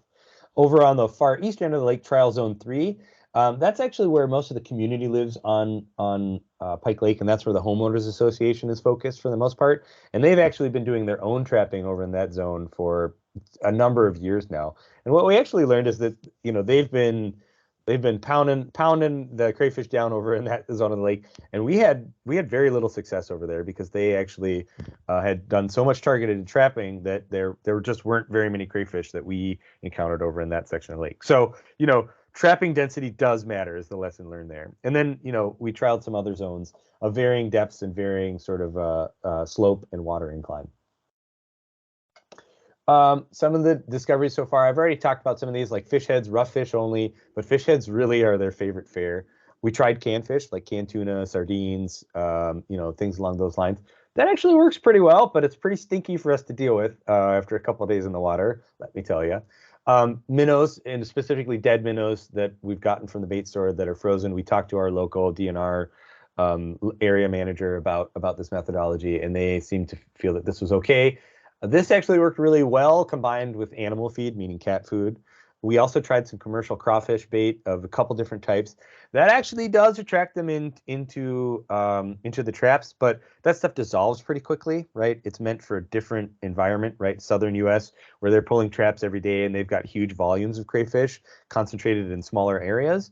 So while that does help attract them into the traps, what we really need is to keep them in the traps, right? So because we're not going out every day. That does work, but really for us, this is a part-time gig, so going out every 2 or 3 days is more ideal for us. So how do we get them into the trap, and then how do we keep them into the trap, right? So we got to have something that's stinky that gets them pulled into the trap, and then something for them to munch on while they're in there that'll keep them in the trap. Again, I already talked about the modified minnow traps. Most of the season, we found the most success in 3 to 8 feet of water. We did try a few things that are shallower. That was generally okay. We did try a few things that were deeper, but the most of the season worked in the 3 to 8 foot zone. I will say that, and I'll show you this data table, but effectively, in the summer hot months when the temperature goes above 70 degrees in the water, those crayfish are receding to deeper, cooler waters. I already talked about zone trapping and depletion and going out every 2 to 3 days. Let me go back. Sorry. Something that was really important learning lesson for us is we had some very early season die off, right? We harvest the crayfish, we bring them back to purge them. It took us quite a bit of learning to figure out what is the right ratio for holding on to crayfish for a day or two to purge them out, let their hind gut clear so we can sell them to the restaurants.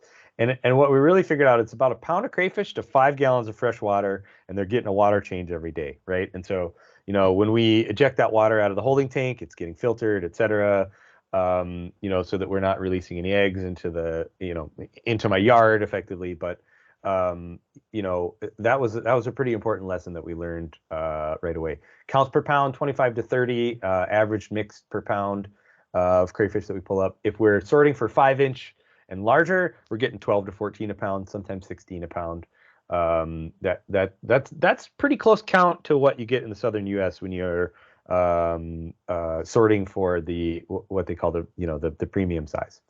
I'll skip over some of this, but the biggest challenge that we had really is like perception.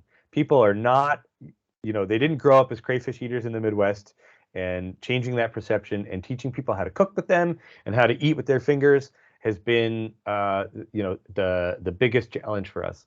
I also mentioned die off from purging. That was kind of a big hurdle. And then capital costs. This is actually a pretty capital intensive business. We bought a boat. We were very fortunate to work with Soil and Water. They helped us buy a lot of traps. But if we had bootstrapped this all ourselves, we're spending $5-6 grand on traps just to get on one lake. So that's a pretty significant downstroke for any new business startup. What happened in 2022? We harvested over 500 pounds of crayfish from Pike Lake. That was very exciting. That was more than we expected, more than we had targeted. In reality, I think this coming season we'll be able to get well over 2,000 pounds now that we know how to scale up the number of traps that we have and we know what methodology works. We sold 250 pounds of that to consumers, right, to restaurants and individual consumers. We're invited back to all of the restaurants and a few more for this coming season. So that's a good scaling problem to have. Our greatest takeaway is that kids, absolutely, hands down, kids are our greatest fans. So I've included some pictures here. Like, we cannot go out to the dock and not get clobbered by kids. So something that we want to do this year is have like a kids crayfishing derby. The Soil and Water folk came out on the dock once last year, and their kids, were fishing with the fishing pole and just pulling them up out of the water. So we want to have some sort of fun events with kids. And then we've got aspiring chefs who are doing their own boils here. That gentleman there is like 13 years old, and he loves cooking the crayfish. So he's like one of our best customers. Go figure. Here's the data table. This is every harvest that we pulled up out of the water in 2022. In our what we call our official season. We did some trialing in June. It's a little bit early in the season to really get a meaningful harvest, but you can see that we actually had some pretty intense harvests, right? But you can also see that we had some pretty small harvests, right? So anything under for us 20 pounds doesn't really make the day worth it. And you can see that there are a pretty good number of those, and a lot of those correlate to days where the water temperature is above 70 degrees. And that is a lesson that we learned, and so we will change our strategy in 2023 to just be mindful of what we're reading for top water temperature. And clearly that, you know, there's some stratification that happens in the water. We're not checking temperatures down that deep. Maybe we'll get some equipment this year to do that. But, you know, clearly top water is an indicator, and so moving to deeper locations when that top water temperature goes up is a very clear takeaway for us. And then, you know, in 2023, obviously we were going to refine some methods. We're increasing our market presence. We want to do a lot more outreach and a lot more demonstrations. We kind of cut our teeth on some of the hard lessons last year. Now I think we'll have a lot more capacity to do that. We're increasing the trap count up to near 400 is the current plan, which means that we want to increase our system impact on Pike Lake and that chain of lakes. And we're hoping to go to some other lakes as well, right? There's some other infested waters in Cook County. We want to start forming a collaborative. We've been talking with Sean Sisler at the DNR about actually forming a crayfish collaborative. He's very supportive of that. So we're hoping that we can actually get some cross-county work going between all the crayfish harvesters. You know, we're going to go to Fisherman's Picnic and have a contest. We're going to do some crawfishing day for kids. One thing, you know, right now we only do live sale. We're only licensed for live sale in the state of Minnesota. To do processing is a whole other leap. That is on our roadmap for the future. We want to have a facility and the equipment and the appropriate HACCP training and licensing to process and sell crayfish, you know, in a cooked format. But as part of that, there's sort of this intermediary step. Is we actually just got back from an aquaculture conference in Eau Claire. We actually realized that in this process, when we're holding and purging the crayfish, we're doing aquaculture. So we have some real lessons and some real ramping up to do on the aquaculture front, right? Like, you know, how do we sort the crayfish? How do we keep them alive until they're ready to go to market? How do we have biosecurity around that? So there's some really important lessons for us to as takeaways there. So sorry, I'm probably over time. Here's our contact info. I would absolutely love any feedback that you all have, any opportunity for collaboration, anything that we can do to kind of make this take off even more. Like, people are already excited. I would love to keep that going. So I know I'm over time, so that's probably the end for questions. Maybe we'll come back to it. I yield back. Well, thank you so much for your presentations. Thank you. Really appreciate it. A couple of comments in the chat. April brought up that if I remember correctly from Mazurk, I think they found hot dogs to be a good bait as well. Did you try hot dogs at all? Actually, you know, we did not try hot dogs. We had a little bit of concern just about the other chemicals that are in hot dogs, and we weren't really sure how that might affect lake water. So we tried to use things that we thought were pretty pure, like, so you know, meat products is essentially what we were after. You know, we've also tried chicken livers and stuff like that in the past. Hot dogs is a reasonable try. Yeah, that's actually a good suggestion. Thank you. We should try that in 2023. See how it goes. I think, Yusuf, it was found that since you're not trapping the crayfish every day, like every night, sometimes it's 2 or 3 nights, that you need a really substantial piece of bait in order to keep them in the traps. Because once they eat the bait, they can slowly find their way out. Some of them will get out. Yes, correct. I did put in the chat my recipe for crayfish boil, rusty crayfish. I've done it several times. It's wonderful. I've also had it at the Angry Trout Cafe last summer. It was great. Oh, great. Awesome. There was a question about contaminants. I don't have an answer to that, but Jeff Gunderson, former director from Minnesota Sea Grant, who's now retired, left me all his files. I'll see if I can find if he had any contaminant work done on crayfish. He was trying to establish markets for many years for rusty crayfish. Yes, great. Yeah, thank you. We're actually aware of some of that research. I think what's changed is people's interest in like food sourcing has really changed since some of that research was done. I think that stuff's all from the 90s.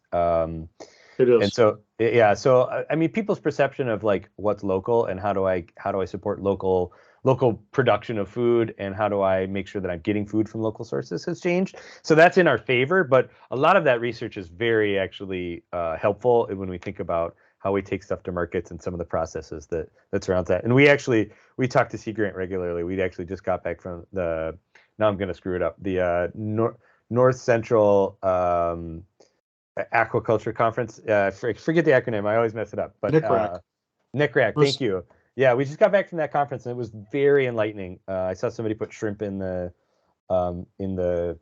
comments there. My takeaway from that was trying to replicate the ocean is a lot harder than just giving crayfish some water. But so there are a lot of lessons to be learned there for sure. Yeah, what a great project. Thank you so much. Really I appreciate believe the that there's opportunity. another question from the floor. I see a hand up. Maybe one more question here before we move on to Meg. Yeah, hi. Thank you, Amanda. It is Meg. That was super interesting, very exciting too.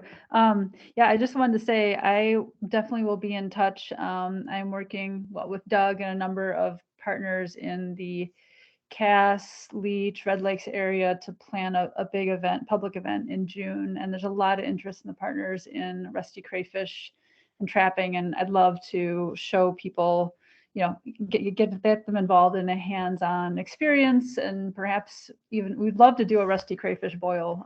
It's the third weekend in June. I don't know if that's a good time to get a bunch available, but yeah, we will be in touch. Well, that sounds really great. We'd love to support it in any way that we can. Thank you. Cool. Yeah, great. See, I told Amanda crayfish are cool. No, just kidding. They are Thanks, cool. everyone. Matt Santo mentioned in the chat, I've used hot dogs extensively, but they haven't performed as well as rough fish for us. Great project. So thank you all again. Wonderful project. Meg, you're up next. Are you ready to go? Yes. Let me pull up my presentation and share my screen. All right. And while you're doing that, everybody knows we're running a little bit behind here. Hopefully folks can stay a little after for further discussion. We did in our first workshop run over and actually talked for another half hour, and we still had 29 people out of the 73 still hanging on at about 20 minutes after the hour. So if you do have flexible schedule, we appreciate that. Go ahead, Meg. Okay. Okay, can you see my screen? Yes. Okay, and it's like in presenter view? Yes, it is. Great. I'm gonna set myself a little timer. Okay, I will try to make this short. My name is Meg Doerr. I'm on staff of the Minnesota Aquatic Invasive Species Research Center. And I know this is going to be probably an old hat for a lot of people on this call, but there are a number of names I didn't recognize. And I know we've got new county level AIS specialists and community leaders on this call. So I'm going to give you a really broad, very quick overview of what we do at MACERC and what we're about. With an emphasis on the resources that we have for you guys, for AIS managers, and ways that you can engage with us to make sure that our research is responsive and meeting your needs. So the reason why MACERC exists is because we have a tremendous amount of water resources in Minnesota. And a lot of them are already impaired by aquatic invasive species or at risk because of the hundreds of thousands of registered watercraft moving around the state and other vectors. I'm sure people will probably be questioning some of these numbers, but that's sort of the best available numbers that I have. And the problem with all these, having all these wonderful resources to protect is obviously there's not nearly enough funding or staff to survey, to treat and manage all these areas. So MACERC was created where we were founded in 2012. And we're funded by a direct appropriation from the state legislature and we have other fundraising and development efforts. But our mission is to develop research-based solutions to reduce the impacts of aquatic invasive species in Minnesota by preventing spread, controlling populations, and managing ecosystems, and then advancing knowledge to inspire action by others. Our research all fits into these 5 main buckets about handling impacts and adapting management, preventing further spread, early detection and rapid response, control methods, and then informing management. So this is really about just to show that we don't really do any research just for the sake of research and for publishing stuff. We're really trying to actually solve real AIS problems. And these are all the current sort of species level lines of research that we have going right now. This should all be pretty familiar to you, all these issues. The one thing that might need a little explanation is that cross-cutting box on the left side. Cross-cutting is the category of research that we use when we're talking about either things that have multiple species or have more of a social and human elements. So research about vectors of spread, patterns with voter movements, psychological patterns, that fits into the cross-cutting bucket. And so we are based at the University of Minnesota. And that really lets us pull together diverse teams of researchers to solve AIS problems, because it's, you know, as we know, it's not really just a biology issue, although that's a big part of it. Economics factor into it, engineering, really complex mathematical models, social science, and that all interacts with the biology and natural history of these invasive species interacting in their new environment here. So being at the university allows us to pull together these diverse teams to tackle complex problems. And this is sort of just the background of who we are. We've got 31 PhD level, faculty level research fellows, 20 awesome grad students. They're folks working on their master's degree or working towards a PhD. We have these advisory teams that keep us sort of grounded in the real world. Those technical and advisory board members are formed of a blend of agency staff, academics from other institutions, county government managers, and lake association folks, and tribal managers as well. And then our outreach team we've got a lot of really heavy focus on academics here, but it's really important that we are getting out into the real world and learning about what's happening outside of our ivory tower. So we have the AIS Detectors Program, 2 coordinators and over 350 volunteers now. And then parts of the MACERC core team. There's myself, the research outreach specialist, our quantitative ecologist, Alex Badges, who you had met if you were on this workshop last week. And then we have a communications person, Ethan O'Brien. And we are doing the work to try to get the research out into the public's hands in an accessible way. And that making the research accessible it's a very well-known problem in academia and management. Tons of papers have been written about this.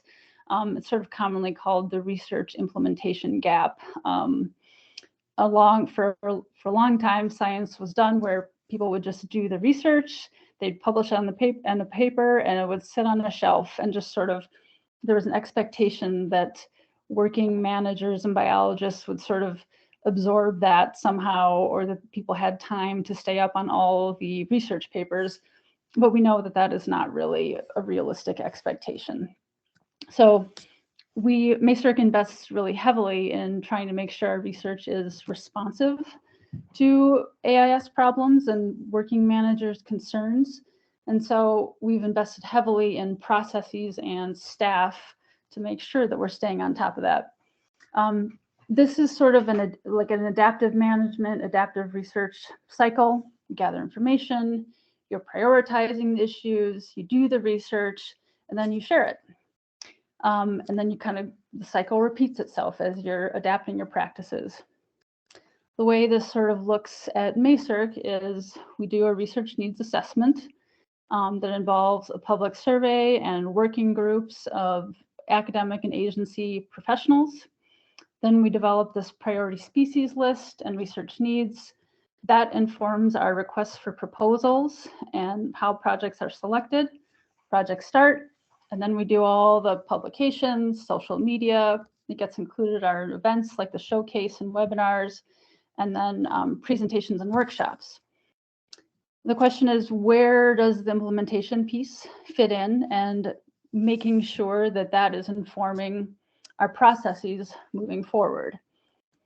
And so we've really, like I said, we've really invested in making sure that our research is accessible to the people who would be implementing it or making choices with it.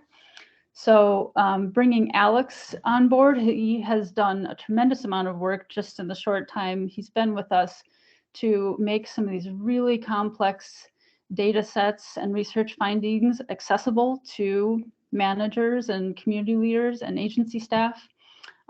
You heard a little bit about the plant survey database.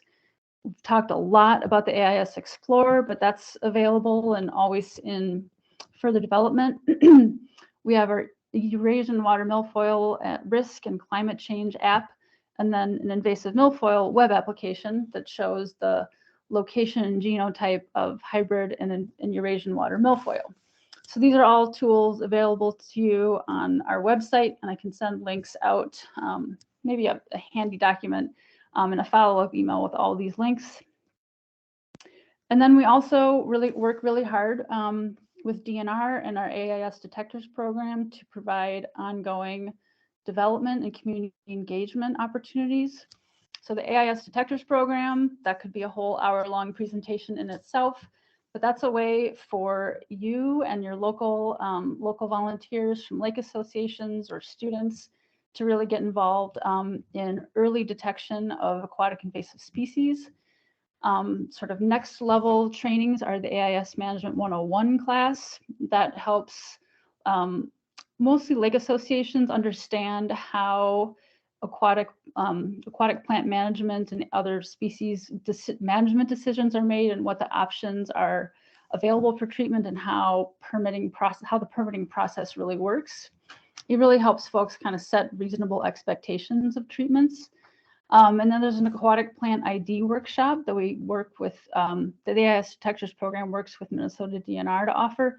And then the Starry Trek program, which is the one-day rapid response monitoring for starry stonewort. We also have spiny water flea prevention resources, publicly and freely available prevention campaign materials, and then a new citizen science pilot program to do surveillance for spiny water fleas. If you want to stay up to speed on everything that's happening, we have a lot of ways to engage. We have an annual showcase that is virtual every September.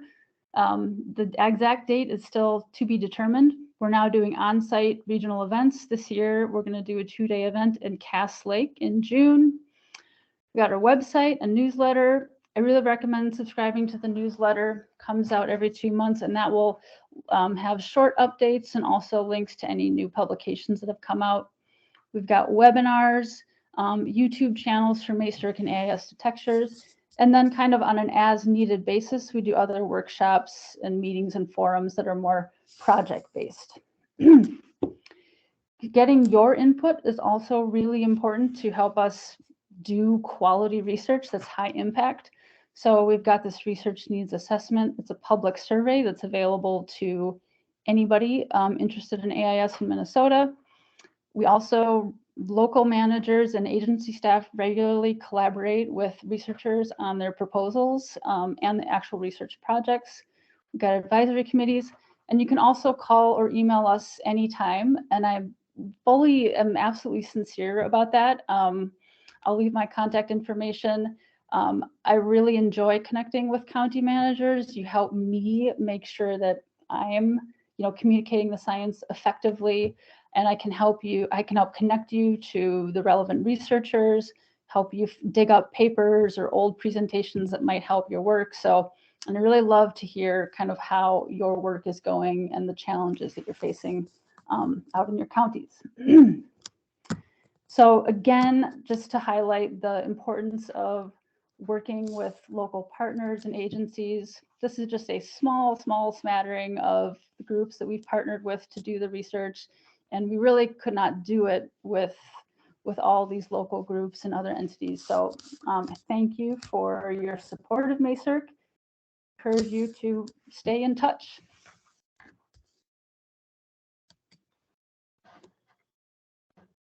Thank you so much, Meg. Yeah. Does anybody have any questions for Meg?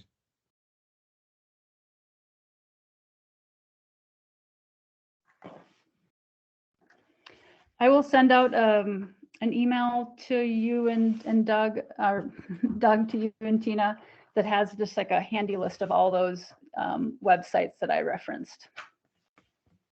That'd be terrific. Do we have any questions in the chat, Tina? I don't see any. Nope. Okay. Final call for questions for Meg. All right. Well, we are officially over with our workshop here, and we're also over time, but we will stick around here if folks want to continue on with discussion, ask questions. It's a great opportunity to, informally network. Do want to thank all of our excellent speakers. We had a very, I think, attractive group of speakers that really spoke to a lot of the projects, and just kind of reflecting on, where we're at in Minnesota now. With the AIS prevention money that goes to counties, we're still the only state in the nation this has this type of relationship, and also have the the benefit of having the research center also here to help guide management from the local level to the state level. So it's all greatly appreciated, all the work that you're doing.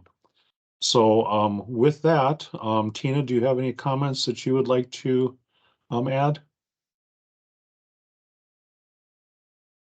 Just that I did put up some discussion points if people wanted to stick around and talk about different public engagement opportunities or collaborations over the next, maybe 10 or 15 minutes or so. I know we're butting into the lunchtime, but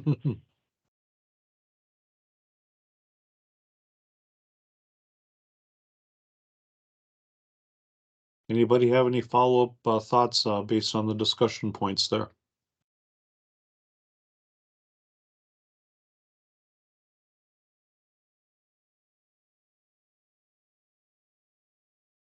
Does anybody have any other comments that they would like to make?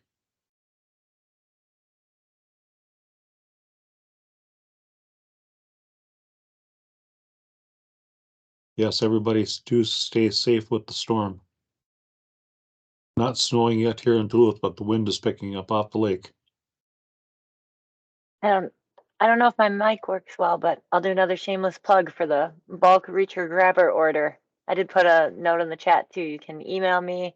They're around $3 a piece, 100-piece minimum, and they're going to have a clean, drain, dry message on the handle. A bunch of us are trying to order to give them out at the boat accesses. So let me know. Yeah. Thank you. and there'll also be more opportunities at our in-person workshops to talk more about public engagement and collaboration efforts in your region too. So keep those in mind.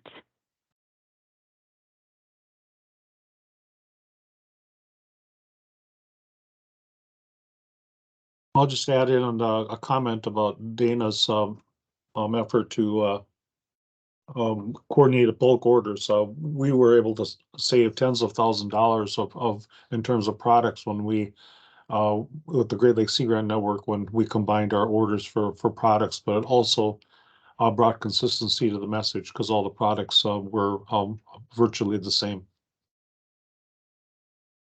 but tailored for distribution in each one of the states.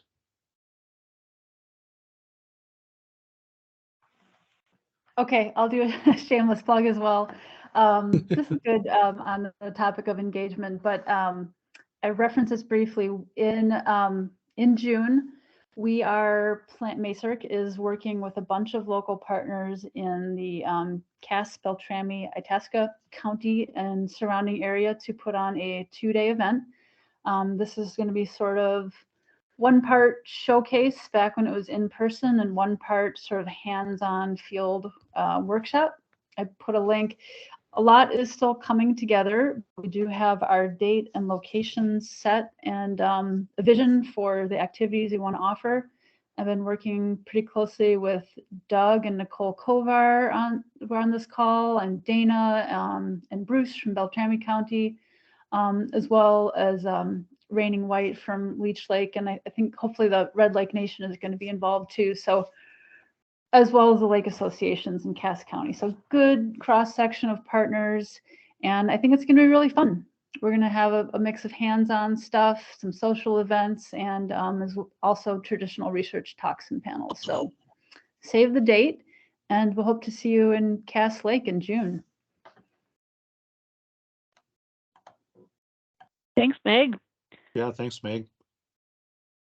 I think we're good, Doug. I did get a text message back from Jeff Gunderson, my former director with Minnesota Sea Grant.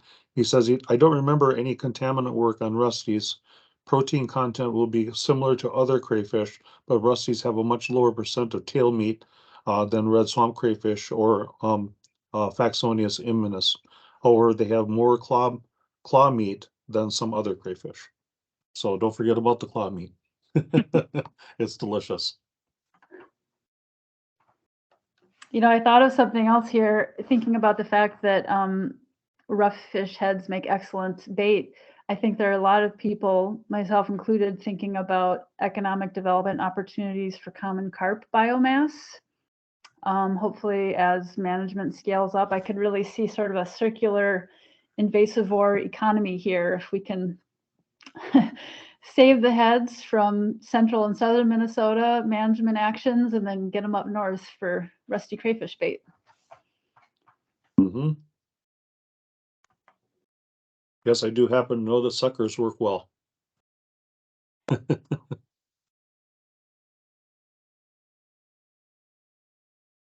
Anybody else have any comments before we close out? Still got 29 people, which is great.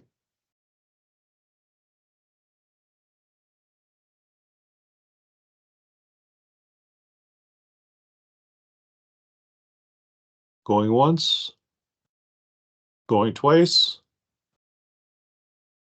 All right, Tina, I think we can call it, huh?